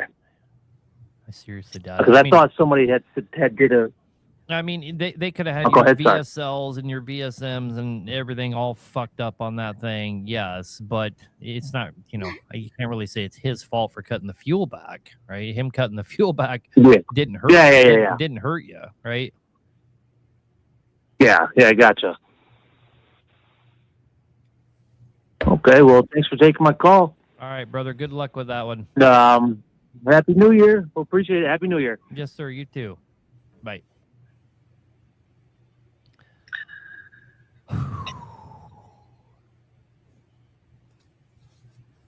Anyway, how's your night going, Jake?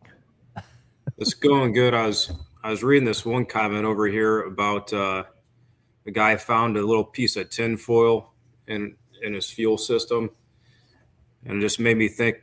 I had a similar issue on a reefer unit we were working on one time. It had some Teflon tape up in there, but one thing that I've learned never to do is pop the little foil tabs on a bottle if you're pouring into a fuel tank or anything else, because that stuff will really throw you for a loop sometimes. But what do we got for other calls here? Was looking through some comments to see some good questions. Oh, you go ahead. We ate up all the callers, and I've been hesitant to give the number out because we only got 20 minutes left of the show, and the best way for me to get you back to your family to bring in the new year and myself as well is to just leave it as it is and not take any more callers. So if you have any comments that you want to hit on, please do. Let's see. Well, what's our opinion of reman turbos for deleting the DD15? Man, I don't know the answer to that one off the top of my head. I think we have some new turbos, but that'd be something I'd have to actually look up. I know we have turbos for the DD15, and I believe we have ones that are deleted, but I don't know that information. Like if you asked me about an ISX or something, You got anything, Jake? I did have a question for you that maybe these guys would be interested in.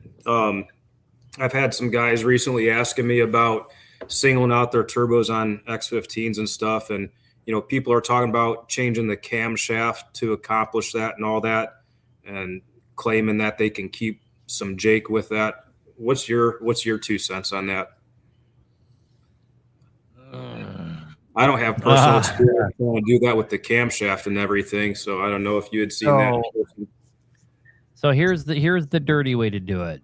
You go get the old Signature 600 camshaft, and it will work. You can throw that in there, and it will Jake a hell of a lot harder. You're talking about deleting the BGT turbo and losing all those Jakes. If you throw a Signature 600 camshaft in there, it will run the Jakes a lot harder. But that timing is so far different from the timing on your more modern ISXs. They run so dirty, and it's really unhealthy for the engine. You're decreasing the longevity of the engine.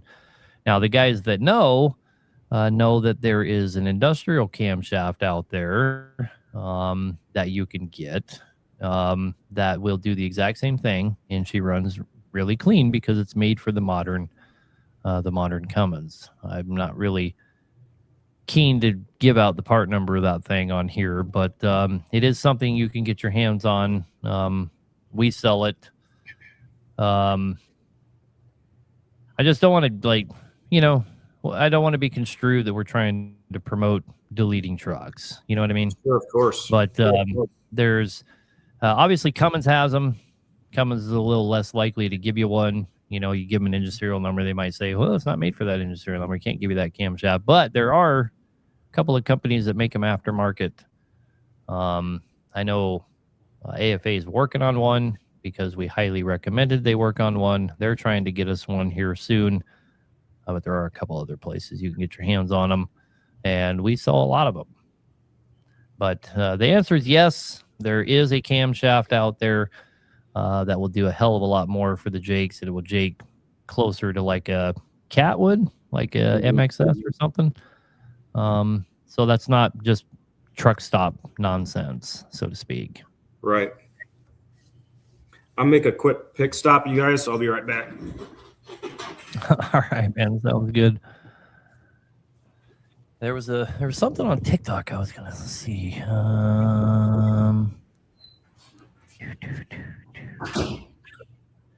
Go back and see.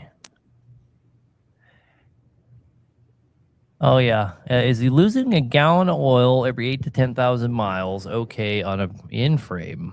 And somebody asked him how many miles on it. I didn't see what he answered to that, but I tell people when they first pick up a truck from us, and we'll break it in and this and that. We tell them, hey, change the oil after 1,000 miles. We expect there to be metal, blah blah blah, and whatever junk in it. You want to get rid of that oil. Go to your, regular oil. Take it out to 10,000 miles. Change it. And I always tell everybody, expect to burn a gallon of oil in that first 10,000 miles. Maybe even the same thing in the next 10,000 miles. Maybe burn a half a gallon or something like that, and it will slowly stop doing that.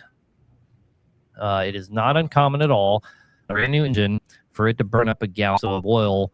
But if you're out to your 30,000, 40,000, so your third and fourth oil change, and you're stopped to put a gallon in every time, that's kind of a sign that there's a little bit of a problem there. I was just saying, Jake, that we tell people when on their brand new rebuilds that they need to expect in the first 10,000 miles to burn a gallon of oil. I mean, it might not, but if it does, don't bother calling us. Monitor it for the next 10,000, see if you burn another gallon. Most of the time you'll see guys, we burnt a half a gallon on the 20,000. Then next thing you never hear from them again, right? Because the problem goes away. So somebody was just asking, is burning a gallon on a brand new rebuild in 8 to 10,000 miles, is that a big deal? No, but you need to monitor it.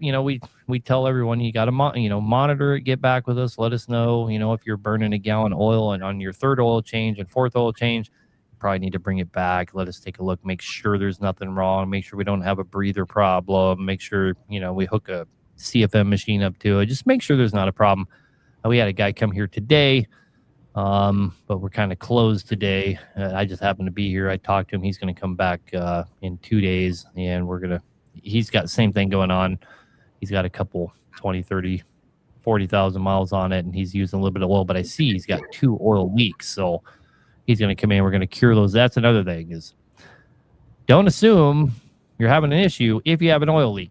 You have to fix all your fucking oil leaks, no matter how small. You can be like, well, it's barely leaking. Now you got to fix every oil leak before you start chasing oil leaks internally. 100%. Yep, I get that question. Old big cams ran a half gallon low. What was that? Sorry, I kind of talked over you. That's right. I was just saying I get that same question from a lot of guys that leave our shop, and give them a month or two and everything's good.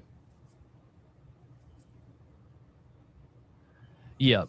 Guy said old big cams run a half gallon low, and I have had over the years so many guys say that engines have this equilibrium where they want to be X amount of low, and they'll push oil out till they get to that low. That's a story that I've never been able to swallow. That's not something I've ever believed, that engines will. You have certain engines out there that just insist on being X amount of full, and then they'll stop burning oil. I've never seen anything like that. It doesn't make any sense to how an engine operates, or the internals, or oil pan, or anything like that. Right. I couldn't see the logic behind it.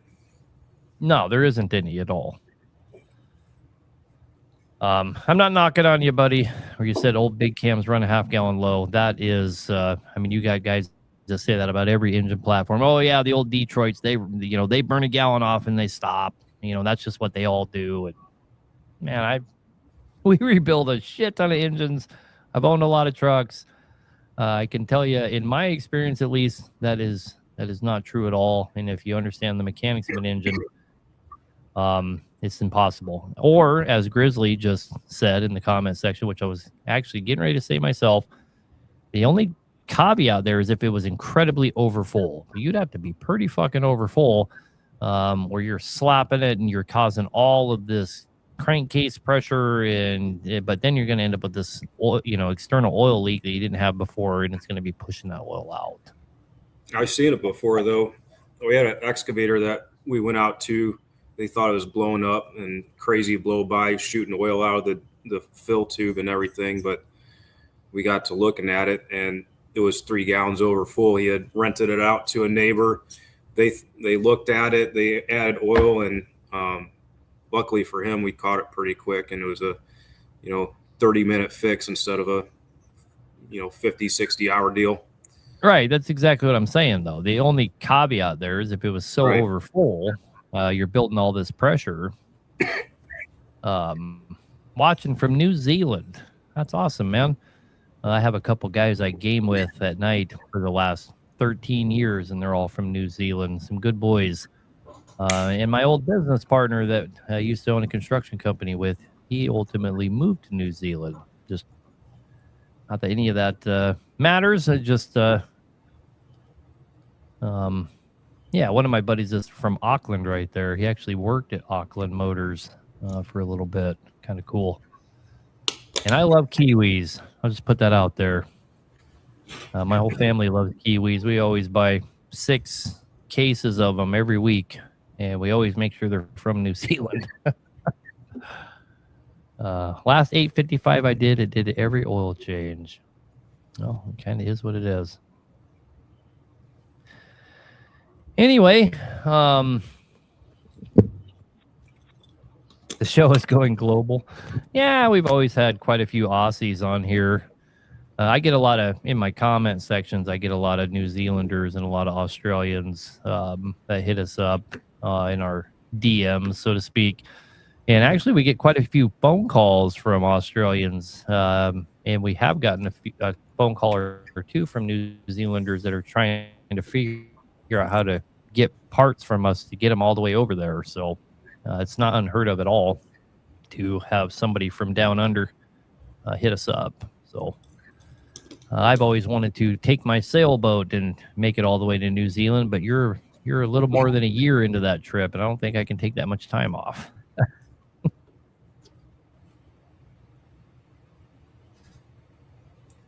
You're serious about building a 500 horsepower E7 that will live? Kiwis love horsepower. Right on. Any info on why my 6NZ would go through thermostats like crazy? My first thought is it's probably not going through thermostats. Would you say going through thermostats, you're taking them apart and the spring's been compromised and the mechanics of it are taken out or something like that? Or you're just keep doing thermostats and keep having cooling or heating issues and keep throwing thermostats at it and telling yourself that you're having thermostat problems? If that's the case, it was never your thermostats. And there's not a lot going on with a thermostat, especially on a cat. If they go bad, they just hold themselves open to make sure they don't burn up the engine. And it's very rare that a thermostat will go bad. It's sticking open. That's what their default is. I couldn't tell you if they're sticking open on you. And if you're judging that they're sticking open based entirely on my engine won't stay warm, I'm going to guess you have a different problem going on and they're not actually sticking open on you, because it's so incredibly unlikely that you're having multiple thermostats bad again and again and again. They're such a simple item. They're so prone to not having issues. I mean, they're way more prone to not having an issue than prone to having an issue. I mean, it's not uncommon to see 23, 26-year-old thermostats that you could literally just put the truck back together and you could have left them in there. Maybe old Jake has some better insight into thermostats than I do, but that's my opinion on it. Yeah, well, I was just thinking, reading that, is he having trouble staying hot or cold, first of all? But, if you're pulling those thermostats out, are you seeing a lot of sediment or corrosion coming out of that housing? Or if he's drained the the radiator and seen any sediment coming out that might be causing other issues. Pretty much the only thing that could be causing an issue like that, I would think. Yeah. And I'm assuming it's running cold, Jake, because it's, you know, his comment is they're sticking open.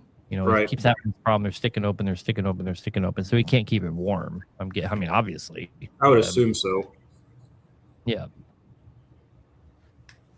So.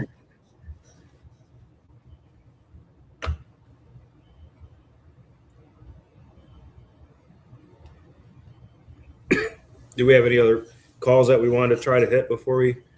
No. Nobody else called in. Again, man, I've been doing this show long enough to know that there's a cutoff point, or you're here till 9:30. You know what I mean? So Yep, for sure. I know we're kind of digressing into this, just staring at each other's stage. But I'll be honest with you, it's New Year's Eve. I'd rather be at that stage than be like, man, here it is. We got 8 minutes left, and there's 14 people still waiting for us to take their call. And once they're on, I kind of feel obligated to take their call, you know. So I just didn't want to give the number out and encourage everybody to come on here. But it's been a good time. We are moving shops February 1st to where there's actual fiber internet, and we have an awesome facility we're moving into. And I'm going to get, obviously, a setup like this going there. It's going to be like my number one goal is to get that part set up first, because I'm going to rent both shops for probably 2 months, because I do not want to have any stress. I don't want to be under any pressure to get moved. I want to make it nice and slow and drawn out and take my time and get that shop exactly how I want it. And you know what I mean? Just kind of move everything over at a slow pace. But the one thing I'm not going to do at a slow pace is set this system up over there where I have fiber, and we're going to go back and revisit anyone that's willing to come back on the show, and we're going to do some more shows. So, and I have enjoyed my time with you on here. You've been great. So we'll definitely put you up there at the top of the list to come back on if you're willing. Yeah, well, sure appreciate the opportunity, Aaron. You know, me and the other guys, we tune in and watch your stuff, and we get to work with Jacob and Matt a lot on parts and different things like that. But to have some interactions with your side of the operation is appreciated, and look forward to working with you more. Yeah, man, you know, I'm pretty in tune to the internet world, obviously, probably more in tune than most people, just to social media and all that. And I certainly watch everybody else out there to kind of see where they're all at, and you kind of get a feel for all these guys. You know, it's kind of like we invited K2 Diesel on here. Luke's over there, you know, watching him, and you got to look at the comment section to kind of see the feedback these guys get, and you can tell a lot about them by the comment sections. And you know, and I looking at yours and watching your videos, and what I do is I go in and I look at the comment sections, and it doesn't take very long to build a picture and be like, okay, this guy's a really good guy, right? Because your comment section is people that are dealing with you, right? And everybody's like, oh, this guy's great, and this guy, he's honest, and I take my truck there, and oh yeah, my brother goes there, and this and that. So that's kind of how I try and figure out who we want to have on the show. And then I'll tell my nephew, hey man, reach out to that guy. Let's have him on the show. And then, you know, you come on here and turn out to be, you know, not everybody that's a good mechanic and a good, honest person, this and that also is good in this atmosphere either, you know, like answering questions, being on the spot. So I think one of the biggest things that sets a shop like ours apart, and, you know, one reason why Hack Nation took off the way it did, at least from my perspective, is that both of us have owned trucks and dealt with drivers, and we've had experiences that put us to where we are today. And so it's important to me and important to you to try to do things a little bit differently and try to run shops that have integrity and honesty and are not just trying to, you know, sell shit all the time, but to try to steer people in the right direction too, you know? Yeah, it's not too hard to look at the industry and see where the real problem is, where the lack is. And it's certainly not a lack of shops. They're fucking everywhere. It's certainly not a lack of parts availability. The problem between the disconnect between the shop owners and the owner operators, in my opinion, has always been and continues to be the integrity of the shop. Right. You know, something goes wrong. Oh, somehow they spin it around, and it's always the guy that brought the customer that brought you the work's fault, and he ends up having to foot the bill, and on and on and on. Right. And so we're constantly, you know, scouring for guys out there, you know, like yourself and Lucas and some of these other guys that just, you know, you can just see by their feedback, they have this reputation. And I 100% agree with you. If you're a shop that owns trucks, it almost automatically makes you a different person because you just know how bad it fucking sucks to own trucks. Jesus Christ. What a business to be in, man. And I know there's been plenty of times that, you know, I do that to my own detriment at times because I know this guy is screwed, and I just feel an obligation to, you know, anything in my power I can do to help. I'm always willing to do that. You know, there's got to be limits too with it, but, you know, if we can, we certainly will. Especially when you know the alternative is you just fucking ruin this guy's life. Yeah. I had a horrible example of it. I had a guy, we put an endurance transmission in there and a clutch, and the endurance transmissions with the MTM and everything, they are not cheap at all.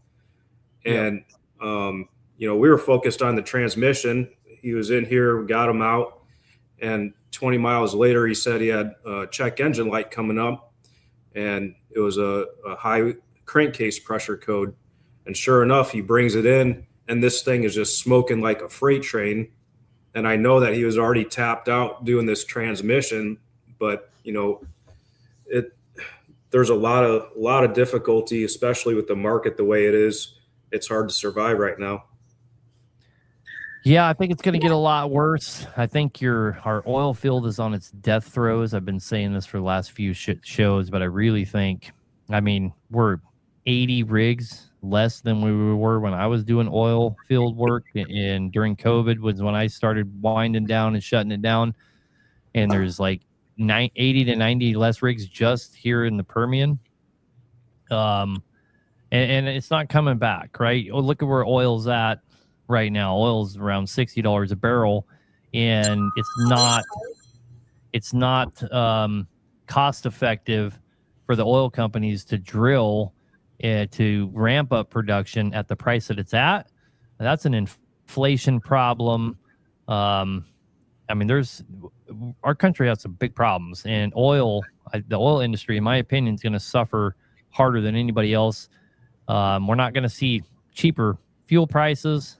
You know, like in the past, it's prices go down, we all get cheaper fuel, the oil field guys get fucked, the price of oil comes back up. This time it's different. We're just, you know, it's going downhill, and I think it's going to continue in that trajectory. And guys that are in the patch and have survived in the patch with trucking companies are going to have to find a new job, and the competition is so fierce. Still, because you still have all the spillover from when Over the Road was doing so well, and all these guys started trucking companies. You know, we were adding how many thousands of trucking companies every month. You know, and then Over the Road went in the toilet, and all those guys are, you know, and what they say, there was like some of those months there was up to 70,000 trucking companies filing for bankruptcy. It was like this unfathomable number of people, but not enough of them have went out of business yet for an equilibrium to come back, unfortunately. So more truck drivers have to go under before things get better. And instead of that happening, you have another industry that relies so heavily on trucking completely doing a nosedive that it's probably not going to recover from this time. You know, OPEC is back. You know, we were able to wrest control of oil from OPEC for since 2015, and they have managed to wrest it back. And I don't think that's going to change anytime soon. And our oil industry here is going to basically become non-existent. You're not going to be making a living in the oil field. You know, you got maybe 1-2 years max, and that's it. So it's just going to put so much more pressure on the trucking industry. in my opinion. So we'll see. We'll see. It's hard. Trucking is hard. It's such a bad business model. I mean, if you own trucks, you probably know this better than anybody. But your trucks are not an asset; they're a liability. And then you go throw drivers in them, and the driver's a fucking liability. So you have a liability driving your liability, and that's what you're basing your entire business model on. It is a losing business model right out the gate. Yeah. So I've had a few guys, over the last couple of months, they call and they're asking about, they're trying to get away from being a company driver and buy a truck and get their MC number and all this stuff. And I try not to give my own personal bias too much because I don't want to kill the guy's dreams. But realistically, it would not be the right time to do that. Yeah. I mean, so one of the most common phone calls I get is people will call me and say, "Hey, man, I'm going to get into trucking and just calling to see what you thought, what truck I should buy." And we get a lot of those calls on here. They're kind of funny because it's the same answer every time. Well, what are you going to do with it? But what I really want to tell them is don't do it. Right. Right. Exactly. It looks great. And the reason it looks great is you get this paycheck and you're like, man, I make a lot of money driving a truck. And man, the guy I'm driving the truck for has got to be getting rich. And it's not how it works. The overhead on trucking is just hard to fathom. It's hard to fathom. Yeah, right now. You got to be in a niche market. Yep. Some of these guys, if they blow a tire out, they will go out of business. Yep. If you can start up during the hard times, you can thrive when it's good. That sounds good on paper. But I don't know if that's how it plays out in the real world. I think the comment before that, you got to be in a niche market or you ride the ups and downs. That's, I think, better suits how you can be successful in trucking. Trucking really more comes down to consistency, in my opinion, than having some kind of job that pays you really well. You got to have something that pays you decent, that's consistent. If you can get those two things, you'll stand the test of time, and you'll come out on the other side with a stable business that can do well if you have any kind of money management skills at all. The owner-operator model is finished. My friends that are company drivers make twice as much as I do these days. Let me give you a personal testimonial.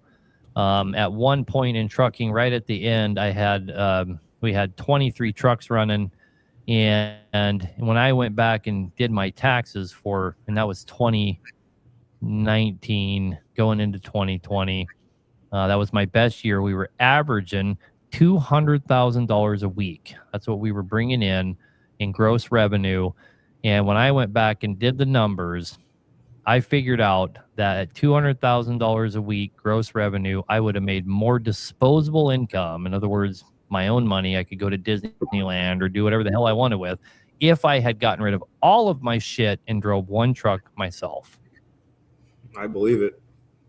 It's fucking retarded. It's a fucking retarded business model. Yeah, another guy says if you can't turn riches, don't start a trucking company. To an extent, I have to agree with him. I mean, obviously, at some point, there's a cutoff there. You're buying front and rear main seal driver, you're buying a counterbore tool. At some point, and you got to look at your time, versus I take it to Grand Prairie Diesel, and if they charge me a fair price, that actually can be more cost effective than I was down for 6 weeks and I could have went out and jumped in anyone's truck. I have a CDL. You can go make money and have somebody do it. I'd like to say it this way. I could be the best carpenter, the best gardener, and the best trucker, and the best doctor. But the economy at times says I have to actually pick one of those. So, like, I just hired somebody to do floors at my house, and I know for a fact I can do a better job than them.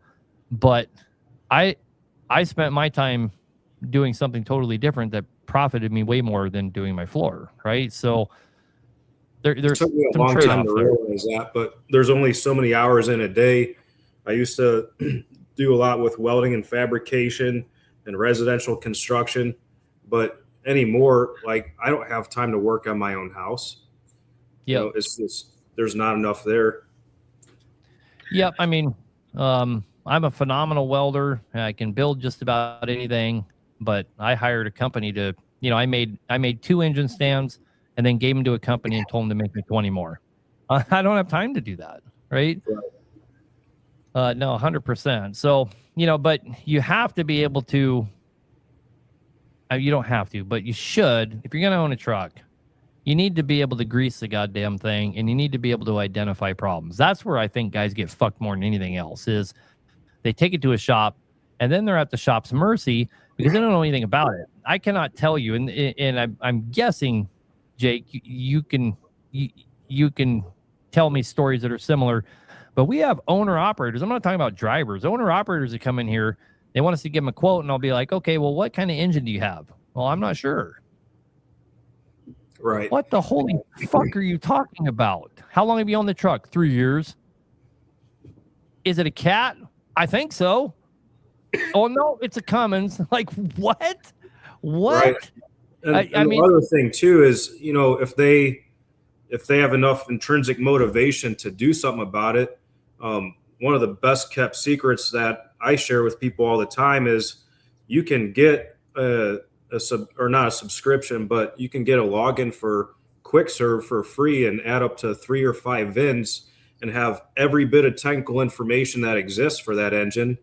Yeah. And so many of the CAT manuals are easy to find online, and there's diagnostic information out there. Learn how to get your blink codes on the dash, and you could go a long way just with free information and just a little bit of incentive to educate yourself. Yep.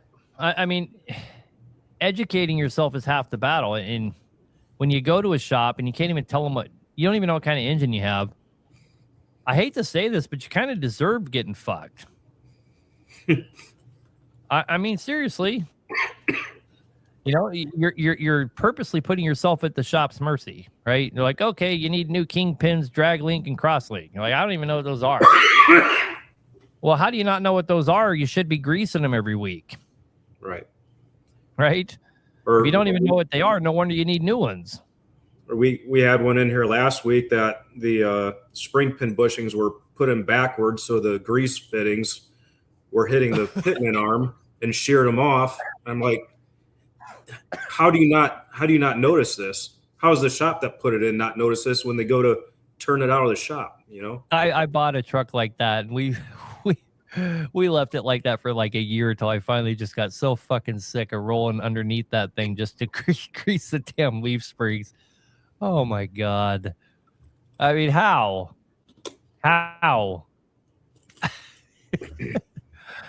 Anyway.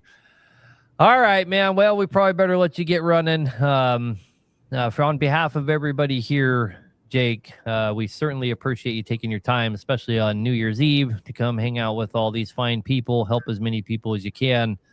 A great shop, great guy. Thank you very much, guys. Grand Prairie Diesel, Jake, you can find him on TikTok, Facebook, YouTube, Instagram. I believe my sons do your social media, don't they? Yep, I work with Jacob. I know, we move some of those responsibilities. I work with Titus all the time. Yeah. And those guys are a phenomenal group to work with too. If there's other shops that are looking to get some help with their marketing, I couldn't recommend anybody more than them. They're great communicators, and what they've done for our shop and putting us on the map has been paramount to the success that we've had so far. Yeah, that's their banner in the background, Bennett Media. Yeah, they're good guys. I can usually spot, they have so many customers. It's crazy, but it's kind of funny. I scroll through TikTok or something, and I see shop after shop because my algorithm kind of knows that's the kind of stuff I want to see. So I kind of see everybody on there that's a diesel mechanic, and as soon as I see the little pop-ups come up and this and that, I'm like, oh shit, my kids are probably doing now. Yeah. But it's like 7/8 of the guys on TikTok, I swear to God, like they got their little grubbies on everybody. Like, God, you guys promote all of our competition. It's hilarious, but we don't begrudge anybody. We're doing just fine. So it's kind of fun. It's kind of fun, and I think one of the unique things is my kids doing that and me doing this, and us having the parts sales and all that.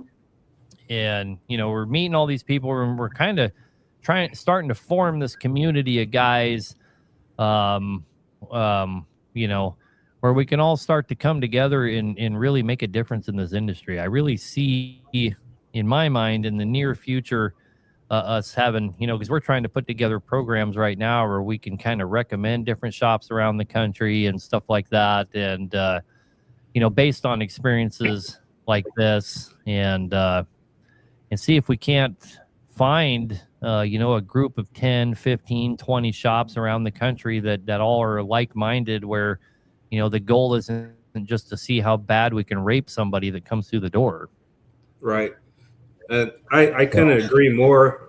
I talk with Lucas pretty frequently at K2 Diesel, and there's been a lot of times where it makes way more sense for him to take a job. So I'll send somebody there because I know that I can confidently make that recommendation. Or there's been times where there's a truck in Wisconsin that wasn't aware of us recently, and somebody kicked him over to us. But it's nice to be able to have people that you can trust, whether it's a warranty type of deal or just logistically, it makes more sense to go to one place or another. Yeah, I get asked pretty frequently. People call me from all over the United States and Canada, and people ask me all the time, do you know of any shop we can go to? And it is not, and it's always been no, because I never trusted anybody, because everybody fucks everybody in this industry, as you know. But it's been nice to have, right now we have like 5 numbers that I know, and I have them actually in the office for the girls to see in the office. And I know Bennett Truck Center, Bennett Media, they have a way bigger list, but I have like 5 on there. I believe you're one of them. And we're like, okay, here's the area that they're at. Here's a good recommendation. And we've sent quite a few people to K2, quite a few people to Large Car. And we've only been doing that for like the last 4 weeks or something. And I've probably sent out recommended 50 jobs at least. Yeah. In 3 or 4 weeks. Pretty crazy. And now that we're not going to be doing in frames and out of frames, we hope, and we're just going to be selling engines, it's going to be a hell of a lot more recommendations we're going to be making for sure. But anyway, again, Jake, appreciate you. Nice meeting you. Are you going to be poking your nose around the Mid-American Truck Show this year, or do you go to that, or what's going on? Yeah, I missed last year, but I was there the year before. But I know K2 and I were planning on meeting up. I think, are you guys having a booth down there this year? Yeah, we got a couple. Okay, awesome. Well, we'll make sure we're coming and stopping by and do some meet and greet with you. Yeah, I got the biggest booth you can get, like 20 by 20. We're gonna fill her up. It's gonna be pretty cool. Awesome. But by the time that event comes, we will have every product that we were ever gonna have. I believe is all gonna be there. It's gonna be a lot of fun. So awesome. And then we're doing like a joint venture thing with AFA in their booth, and then Bennett Media has a booth as well. So there's gonna be Bennett boys all over that place. All right. Bring it heavy. All right, man. Yeah. If I don't talk to you before then, which I probably will, if you're willing to come back on the show, then I will see you there. Thank you again. And thank you to all our viewers. We appreciate you again, guys. You can find Grand Prairie on social media, TikTok, Facebook, YouTube. Under Grand Prairie, you Grand Prairie on Facebook too? All those platforms? Yep. So Grand Prairie Diesel and Ag. Guys, go find him, give him a follow. Great guy, gives lots of good advice. Certainly somebody you want in your feed. Lucas, have a good, Jake, have my son's name. I can't even remember it. Jake, you have a good night, man. Appreciate you. We'll talk to you soon. We'll let all these people go. We'll talk to you later. Sounds good.